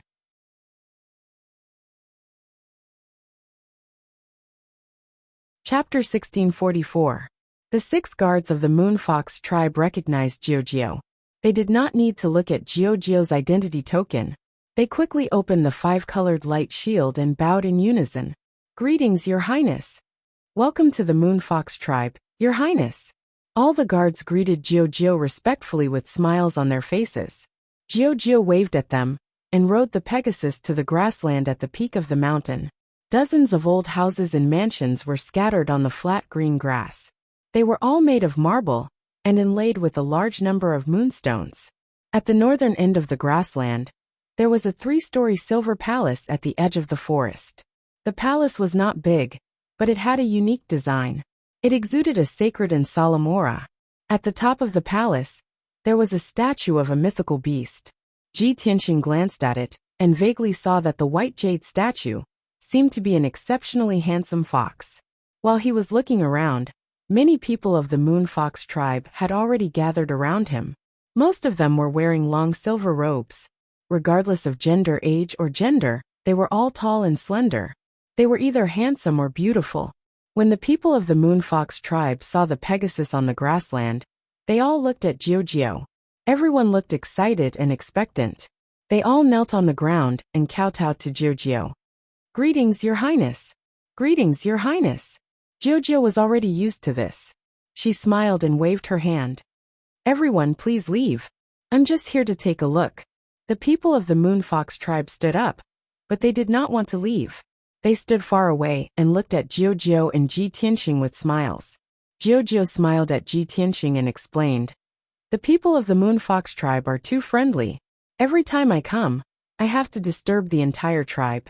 It makes me feel a little embarrassed." Ji Tianxing nodded and smiled. That's why the ancients summed it up well. Those who take advantage of others are soft-hearted. Jiao was stunned. She smiled awkwardly. "It seems like what you said is true. No wonder I feel embarrassed." "That's easy. You just have to bring them some small gifts every time you come," Ji Tianxing said with a smile. "Good idea." Jiao nodded in agreement. The two of them chatted as they walked towards the house 1,000 feet away. It was a 2-story house with walls made of silverstar stones with fine veins. There were already some mottled traces of the vicissitudes of life. 2 silver foxes were engraved on the 2 light golden doors, giving off a somewhat demonic aura. The walls of the 2-story building in the courtyard were inlaid with rows of moonstones, forming a mysterious and special pattern that flickered with silver light. Jiao pointed at the small building and introduced it to Ji Tianxing. "That's Moondream's home. She makes the best pastries in the entire Moon Fox tribe." Ji Tianxing smiled and asked, "Looks like you've been here a lot." Jiao smiled and explained, "More than 10 years ago, I met Moondream when I was traveling around the God Nation. She provoked a group of demon beasts deep in the mountains when she was picking herbs. She was surrounded and injured, and her life was in danger. I saved her and sent her here. She let me stay here for a few days to thank me. She even made mini pastries for me." Jiao's face was full of smiles as she talked about the past. There was a hint of pride in her words. Ji Tianxing lowered his head and looked at her with a smile on his face. He also felt a little warm in his heart. He could tell that Jiao and Taihao Yunqi had different natures. Although she was the most honorable goddess and the most favored princess, she did not have Taihao Yunqi's arrogance and aloofness. She was still very simple and kind. Occasionally, she would be a little muddle-headed. She was very cute. All in all, she would be very popular no matter where she went. In this martial Dao world where people's hearts are sinister and dark everywhere, I'm afraid only someone with Jiao's status can remain untainted by the world and maintain a pure and kind heart. This thought flashed through Ji Tianxing's mind, and he felt a little emotional. At this moment, a series of footsteps came from behind them. Ji Tianxing and Jiao stopped and turned around. They saw a woman from the Moon Fox clan in a long silver dress. She was escorted by 4 guards in silver armor, and she was walking quickly toward them. The Moon Fox woman looked to be in her early 30s. It was hard to tell her actual age. She had a seductive figure and a beautiful face. She was dressed in a luxurious robe and wore a silver crown on her head. She also held a 2-foot-long scepter in her hand. Ji Tianxing could tell that this Moon Fox woman's strength and temperament were extraordinary. She should be the leader of the Moon Fox tribe. The Moon Fox woman came closer and looked at Jiao respectfully. She bowed and said, "Greetings, Your Highness. It is the Moon Fox tribe's honor to have Your Highness here again." Jiu raised her hand and said with a smile, "You don't have to be so polite, Silver Moon Priestess. I'm just here for a walk. You don't have to accompany me." In the Moon Fox tribe, the Grand Priestess was the leader with the highest authority. Silver Moon bowed again and said yes to Jiu. She then looked at Ji Tianxing and asked, "Your Highness, may I ask who this distinguished guest is?" "My friend. I brought him to see the scenery," Jiu said with a smile. Silver Moon's eyes flashed with shock as she sized up Ji Tianxing. In her opinion, someone who could be called a friend by Jiu must have an extraordinary status. He must be someone as important as a god's son or a goddess. Although Ji Tianxing was only at the primordial soul realm, he looked calm and had an extraordinary aura. Silver Moon couldn't see through him at the moment, so she bowed slightly and greeted him, expressing her welcome. Ji Tianxing only nodded slightly in return and didn't say anything. After a while, the Silver Moon Priestess left with her guards. Jiu led Ji Tianxing to the front door of the house. She pushed the door open and stepped into the yard. A beautiful woman with a graceful figure in a silver silk dress was weaving in the courtyard. When she saw Jiu and Ji Tianxing enter, she quickly stood up and bowed in surprise. "Your Highness, why are you here?" Jiu nodded with a smile and said, "I'm here to see you. I also brought my friend to try your cooking." Then, she introduced Ji Tianxing. "Tianxing, this is Moon Dream." Moon Dream bowed to Ji Tianxing and exchanged a few pleasantries. Then, she pulled Jiu and said eagerly, "Your Highness, since you're here, I'll make some pastries for you later. Also, I'm planning to make a dress for you after I'm done." "Oh, is that so? Let me see." Jiu was pleasantly surprised. She followed Moon Dream into the living room to see the unfinished dress. Ji Tianxing stood alone in the yard and looked around.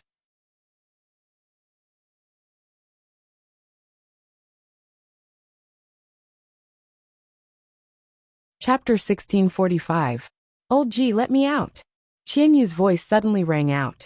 It sounded anxious and excited. Ji Tianxing immediately stopped in his tracks and furrowed his eyebrows slightly. He secretly used his divine thought to ask Qianyu, "Qianyu, what happened?" Qianyu hesitated for a moment before it said in a strange tone, "Old Ji, did you come to a strange place?" Ji Tianxing looked around and explained, "I'm in the Moon Fox tribe of the vast divine kingdom. I heard from Jiu that this is an ancient tribe that originated from ancient times. Judging from the style of the people and the architecture of this tribe, it is indeed a little special." Qianyu was silent for a moment before it changed into an excited tone. It said expectantly, "Old Ji, you're in the divine kingdom and in an ancient tribe? Let me out quickly. The scenery in the divine kingdom must be beautiful. I want to see it too. I think I heard you say something about delicious food. I want to try it too." Qianyu's change in tone made Ji Tianxing feel that something was wrong. "Don't you need to cultivate in seclusion? Why did you come out at this time?" Qianyu said sarcastically, "Cultivating all day long will make my brain stupid, okay? I also need to rest and relax. Old Ji, you won't be so cruel to me, right?" Ji Tianxing knew its character and knew that there was something wrong with it. He said in a serious tone, "There must be something wrong. Tell me honestly, what do you want?" Qianyu hesitated for a while before it told him the truth. "Old Ji, I don't know what's going on either. I vaguely feel that this place has something to do with me. Let me out and I'll see for myself.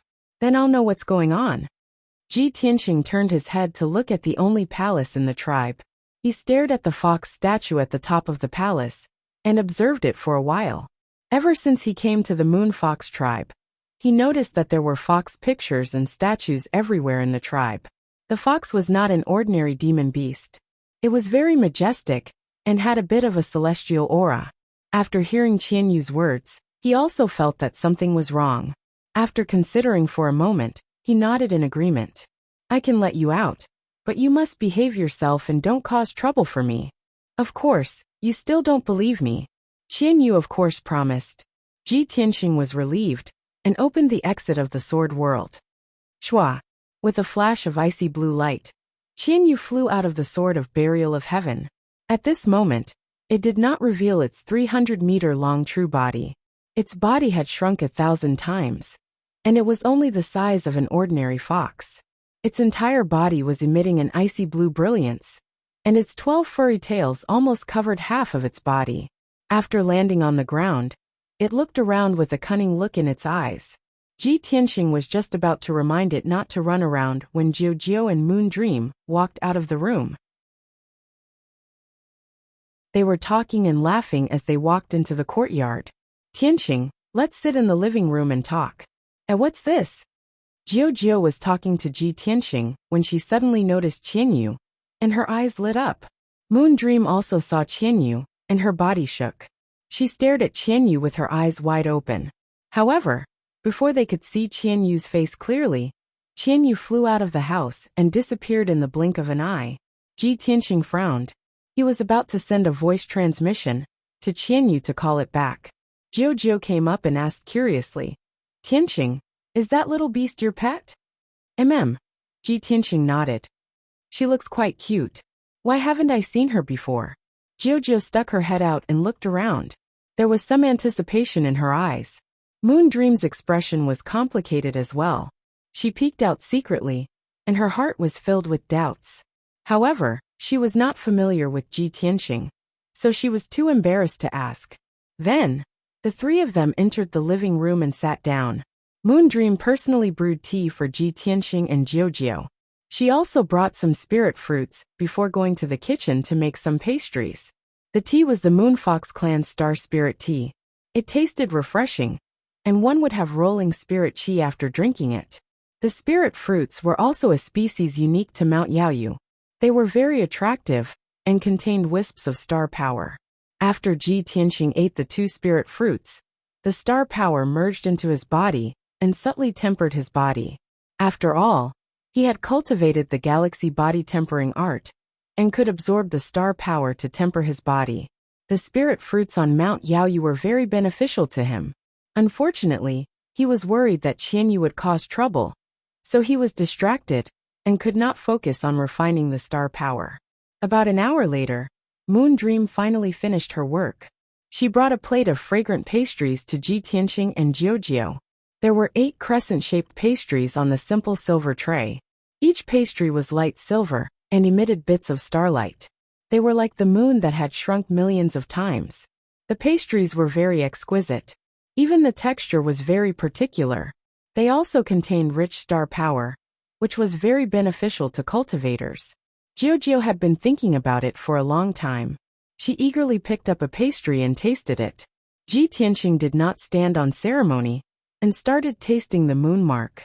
Moon Dream looked at the 2 of them expectantly, waiting for their comments. When the 2 of them were satisfied and full of praise, a smile bloomed on her face, revealing an expression of pride and honor. However, just as Ji Tianxing and Jiao were tasting the delicacies and Moon Dream was blissful, there was a sudden exclamation. Oh my God! Everyone look! What's going on? The divine fox has appeared. A sudden clamor sounded in the air above the grassland. Ji Tianxing, Jiao, and Moon Dream were stunned. They hurriedly walked out of the living room and into the yard. The 3 of them looked toward the center of the tribe and saw the only palace in the tribe emitting starlight. Many Moonfox clansmen in silver and white dresses were flying toward the palace quickly. More and more clamorous noises came from all around the palace. The originally peaceful Moonfox tribe suddenly became lively and noisy. What's going on? Jiao frowned and looked at Moon Dream in confusion. Moon Dream was also confused. It seems like something happened in the temple. Could it be that Qianyu got into trouble again? Ji Tianxing had a bad premonition and frowned. He only thought for a moment before flying into the sky and flying toward the temple. Let's go and take a look. Jiao and Moon Dream quickly followed him and flew toward the temple. In the blink of an eye, the 3 of them flew thousands of feet away and arrived at the entrance of the temple. There were already more than 200 people gathered outside the entrance of the ancient temple. Almost all the Moonfox clansmen were alarmed. The holy and solemn silver temple was enveloped in a dazzling silver light.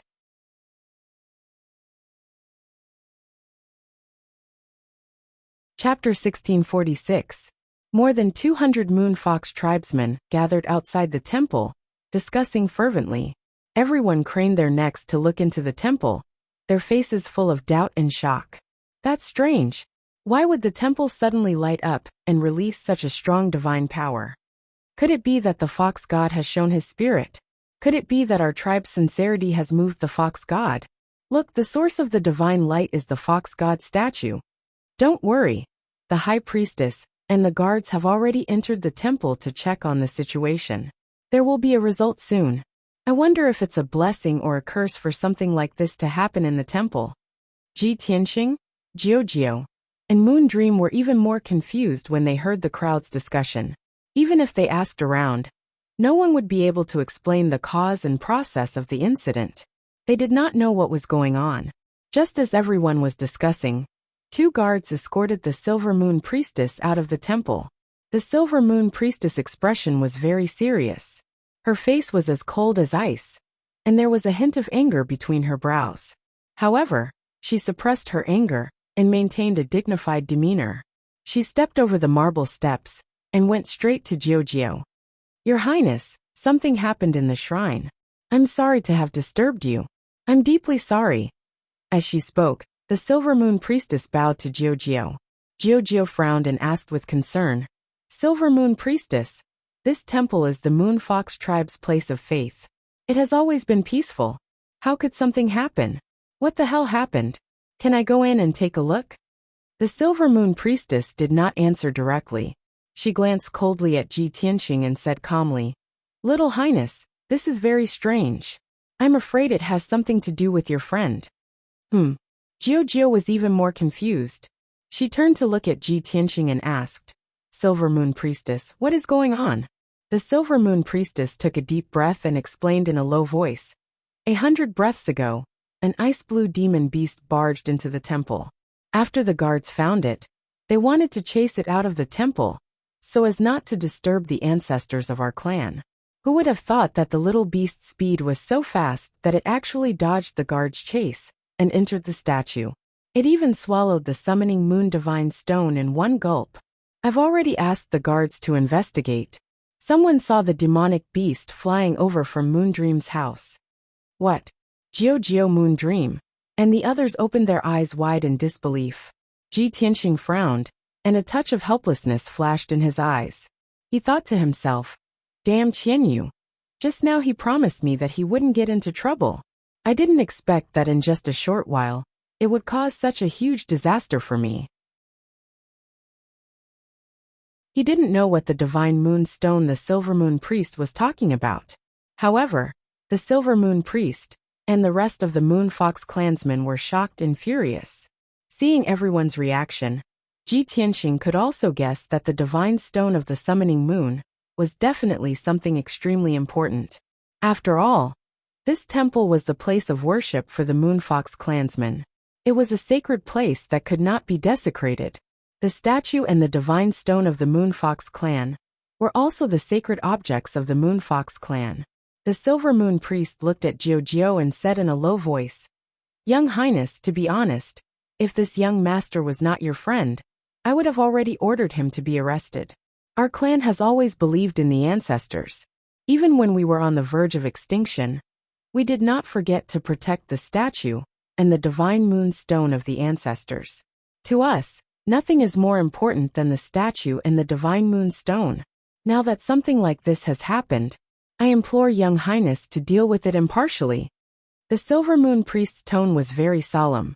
After she finished speaking, more than 200 Moon Fox clansmen knelt on the ground and kowtowed to Jiao. Your Highness, please uphold justice for us. Everyone's tone was filled with grief and anger. It was obvious that if Jiao wasn't present, these angry Moon Fox clansmen would have already attacked Ji Tianxing. Jiao also felt troubled and said, Silver Moon Priest, don't be anxious.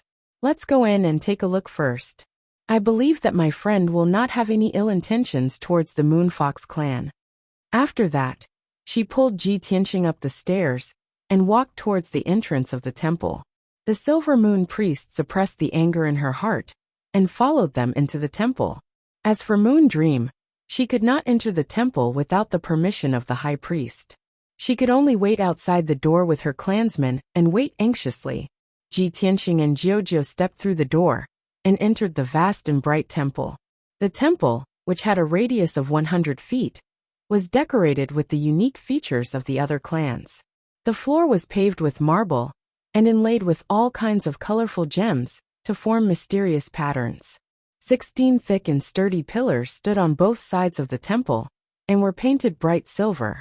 The walls on both sides of the temple were carved with lifelike reliefs of all kinds of strange and rare spirit beasts. At least a few thousand spirit beasts were facing the north of the temple and bowing with sincerity. And in the north of the temple, there was a tall altar. At the top of the altar, there was a statue of a spirit beast that was 100 feet tall. It was a spirit fox that was silver in color and looked very lifelike. Its appearance was majestic, and its appearance was demonic. Its aura was mysterious and ethereal, and it even had a hint of an immortal spirit. Without a doubt, this spirit fox statue was the ancestor that the Moon Fox clan worshipped. Originally, this statue was made of special materials and had a powerful divine formation around it, so it should be glowing brightly. But now the entire statue was dim and lifeless, like an ordinary stone. It was as if all the spirit chi and divine power had disappeared. There was a ball of icy blue light lying quietly on the shoulder of the spirit fox statue. Ji Tianqing knew that it was Qianyu. It was curled up into a ball and lying on the shoulder of the statue. It was sleeping soundly and was even snoring rhythmically. A wry smile appeared on Ji Tianqing's face as he thought to himself, "Isn't this damned stupid fox usually quite sly? After causing such a huge mess, not only did it not escape from the temple, it even dared to sleep on the statue. How am I supposed to explain this?" Even though this was what he thought, he could guess that there had to be a reason for this. He released his divine sense and carefully examined Qianyu for a moment before discovering something. There was a fist-sized silver ball of light in Qianyu's body, which was exuding divine power at the same rhythm as its breathing. The vast divine power surged into its body and quickly strengthened its body and soul. With its current strength, it was unable to withstand such terrifying divine power, so it had fallen unconscious. Ji Tianqing heaved a sigh of relief upon seeing this. At the very least, Qianyu was safe for the time being.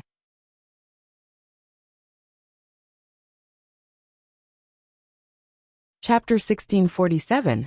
To Ji Tianqing, as long as nothing happened to Qianyu, everything would be fine. But the Silver Moon Priestess's face didn't look too good. Her anger was getting worse and worse. Not only did Qianyu swallow the god's stone, but he was also sleeping on top of the statue. This was an insult to the Moon Fox clan's ancestors. The Silver Moon Priestess couldn't hold back her anger any longer. She glared at Ji Tianqing and asked, "Young master, please give my clan a reasonable explanation." Ji Tianqing hesitated for a moment. He looked around and finally fixed his eyes on the tall statue of the fox god. He carefully observed the statue, sizing it up from head to toe. Suddenly, his eyes flashed and he had an idea. The Silver Moon Priestess saw that he was silent and became even angrier. She asked coldly, "Your pet has caused such a big trouble. Don't you feel sorry for it? If that's the case, then don't blame me for not giving you face. Men, take down the demonic beast that blasphemes the ancestors' dignity." At this point, the Silver Moon Priestess couldn't care less about Jiuzhou's presence. She also didn't care that Ji Tianqing was Jiuzhou's friend. If she didn't take down the demonic beast, she wouldn't be able to face the people of the Moon Fox clan. Hearing her order, 4 guards in silver armor immediately flew up to the altar to capture the sleeping Qianyu. "Wait," Ji Tianqing finally spoke. He waved his hand and stopped the 4 guards in their tracks. He looked at the Silver Moon Priestess with a serious expression and shouted, "Silver Moon Priestess, you are the leader of the Moon Fox clan. How can you be so stupid? How disappointing." "What?" The Silver Moon Priestess was stunned. She stared at him coldly. Jiuzhou and the 4 guards were also stunned. They didn't understand what was going on. Ji Tianqing put his hands behind his back and said proudly, "Silver Moon Priestess, do you know what it means to worship the Lord Yi? You keep saying that the Moon Fox clan has been worshipping the ancestor god for generations. treating the Divine Fox clan as their lifelong faith, and not allowing anyone to profane it. But now, the ancestral god had appeared, and the fox god had come to the Moon Fox tribe. Yet all of you turned a blind eye to it, and couldn't even recognize the descendant of the first god. Aren't you ashamed? The Silver Moon priest was stunned by his words, and his body stiffened on the spot. What did you say? Is that demonic beast the ancestor god that my clan has worshipped for generations? Ha ha ha. Do you know what kind of punishment you will have to bear for speaking nonsense and slandering our ancestors? Obviously, the Silver Moon priest thought that Ji Tianqing was just making things up to help Qianyu. She didn't believe Ji Tianqing's nonsense at all. She turned her head to look at Jiu, cupped her hands and bowed. She said in a serious tone, "Your Highness, this young master has slandered and blasphemed the ancestors of our race. Please forgive me for being unable to forgive him. Now Silver Moon is going to capture him and punish him in public."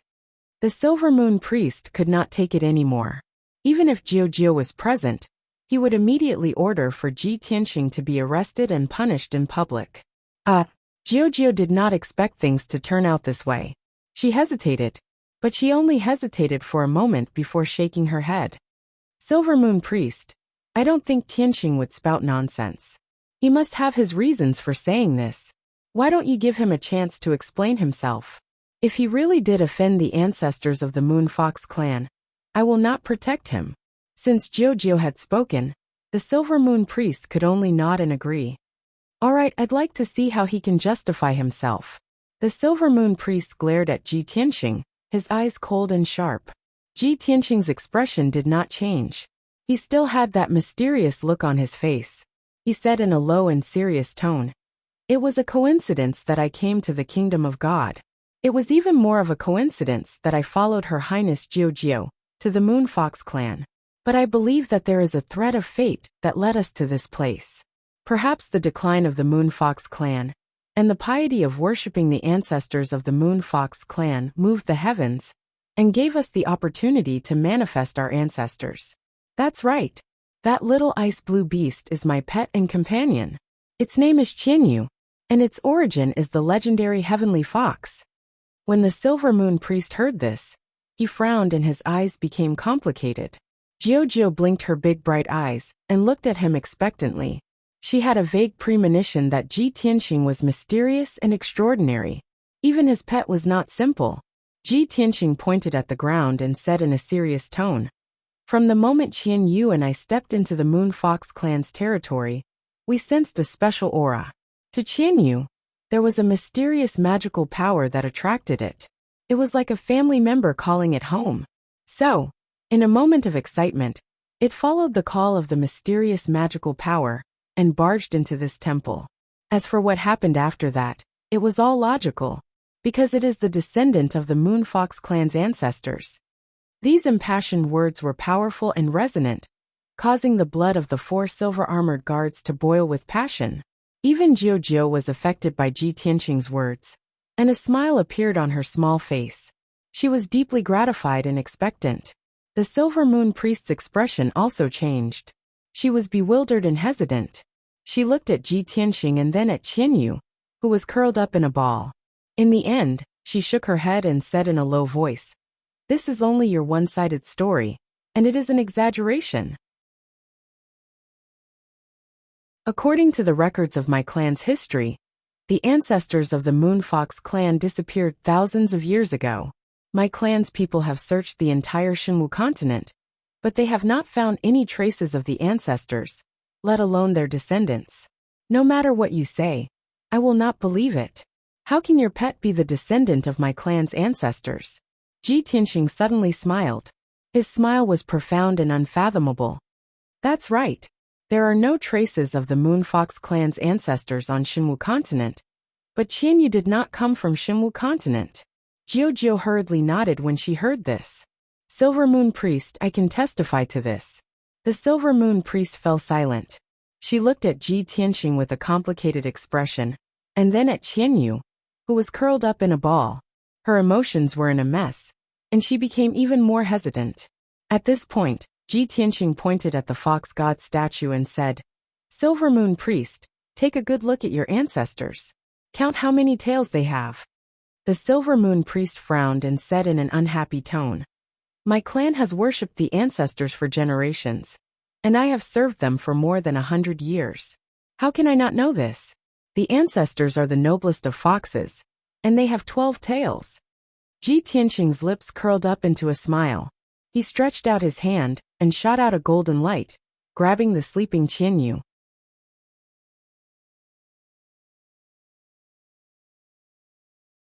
Chapter 1648. Ji Tianxing's words stunned the Silver Moon Priestess and Jiujiu. The two of them stared at Qianyu and counted its big furry tail. The next moment, both of their faces changed. Qianyu's icy blue furry tails almost covered half of its body. The number of tails was not too many and not too few. There were exactly 12 of them. Jiujiu's eyes widened in shock as she exclaimed, There really are 12 tails. It's exactly the same as the fox god statue. The Silver Moon Priest was also dumbfounded. He stared blankly for a long time without coming back to his senses. She could not believe her own eyes, although she wanted to convince herself that it was just a coincidence. But Qianyu not only had 12 tails, it also looked exactly like the fox god statue. How could this be a coincidence? Absolutely not. Although she could not accept this fact, she could not convince herself to deny it. Not only was the Silver Moon Priestess stunned, the 4 silver-armored guards also widened their eyes in shock. They could not believe that the fox god that they saw as a god had appeared in front of them alive. This was just too surreal. It was as if one day, an old man with a white beard suddenly appeared in front of you and said that he was the god that you had worshipped for your entire life. If it was anyone else, they would not be able to accept this shock, let alone believe it immediately.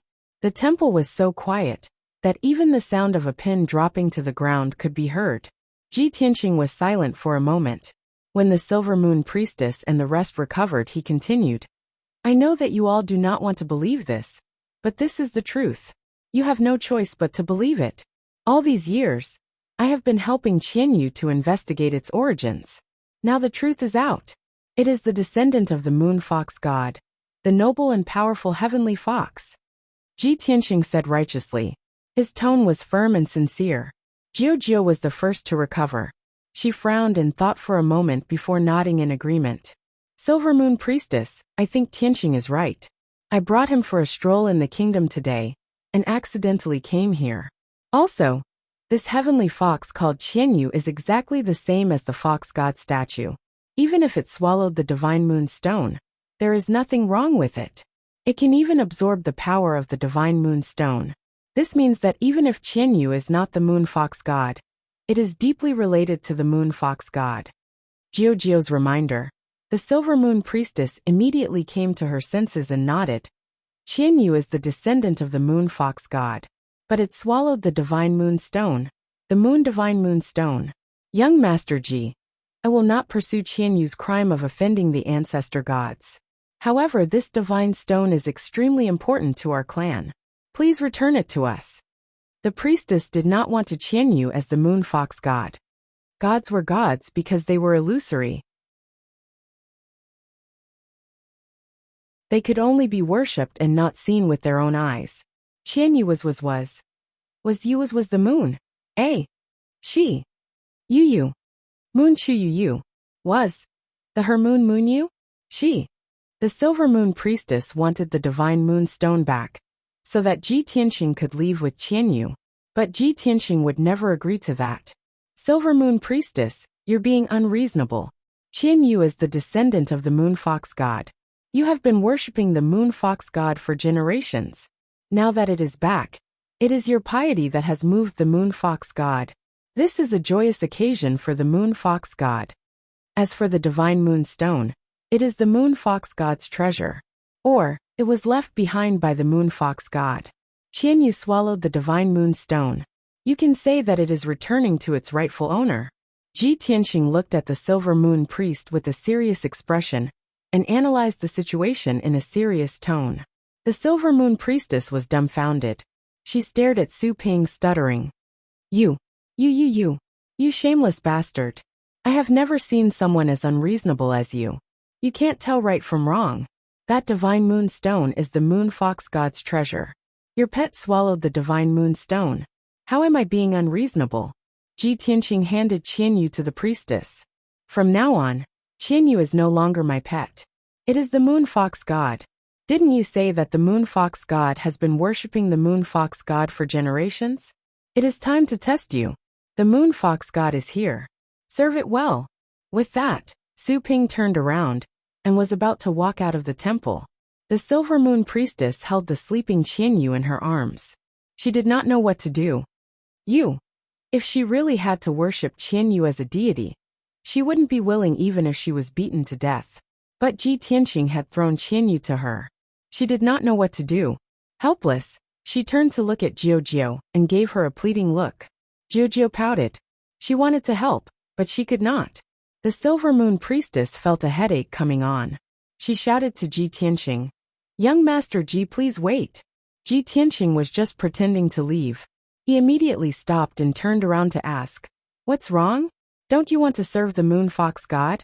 Is the moon fox god's devotion to the moon fox god all an act?" No. Of course not. The silver moon priestess shook her head. Then you must serve it well. If you don't take good care of them and don't serve them well, then you'll be committing treason and offending them, Ji Tianqing said. He turned around and was about to leave. The silver moon priest panicked and hurriedly shouted, "Young Master Ji, please forgive me for my previous offense. I was only anxious. I just want you to take your pet away. It does not matter if it is the descendant of our moon fox god. It is not suitable for it to stay here. However, the divine moon stone is very important to us. Please keep it." "I see." Ji Tianqing frowned. He thought for a moment and then shook his head. "I am afraid that is not possible. I just talked to Qianyu. It said that the divine moon stone is its ancestor's relic. It has begun to merge with its soul and blood. If you take the divine moon stone by force, you will kill Qianyu. It is the descendant of our moon fox god. It will be our future guardian. Are you sure you want to kill it?" The silver moon priestess was stunned. She murmured in disbelief. "How can this be? What should I do?" "Simple," Ji Tianqing said righteously. "Qianyu can stay with the divine moon stone. You can serve it well and help it grow into the moon fox god."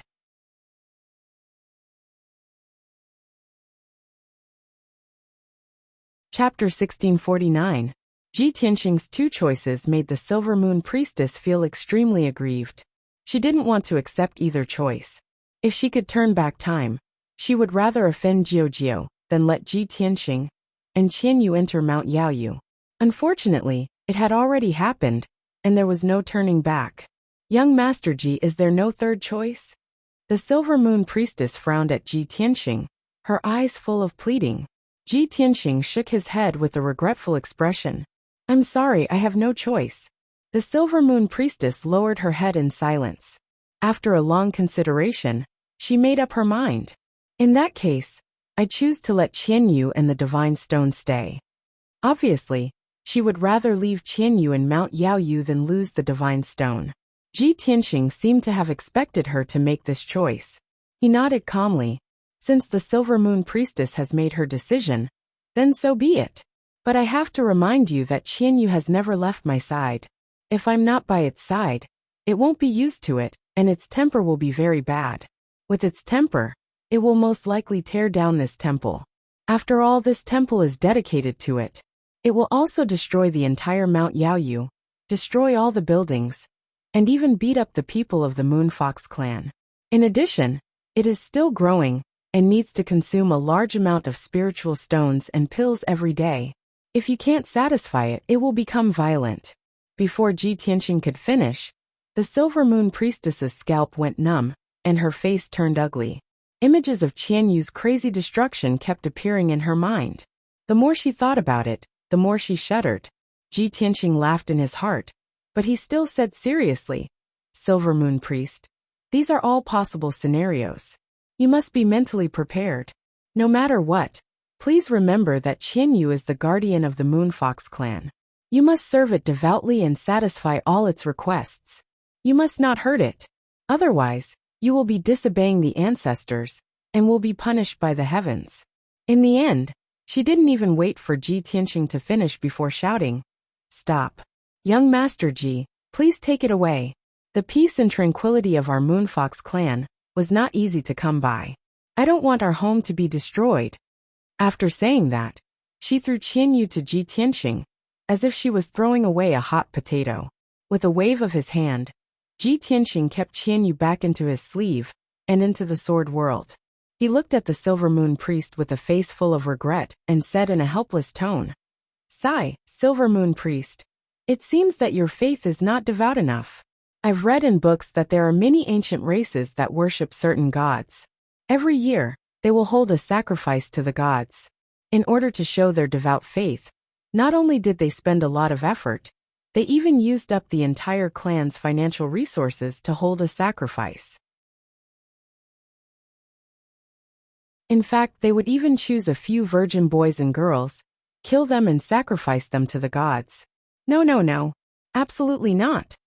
The Silver Moon Priest's face paled as he waved his hands. "Young Master Ji, I've also heard of those legends. They are all ancient and evil races. The gods they believed in were evil gods. Our Moonfox clan does not fight with the world and yearns for peace and tranquility. We would never do such a thing. You should take Qianyu away." At the end, the Silver Moon Priest's tone was full of helplessness. His heart was already dead. Ji Tianxing nodded slightly and pointed to the people outside the temple. He asked, "How do you plan to explain this to the people?"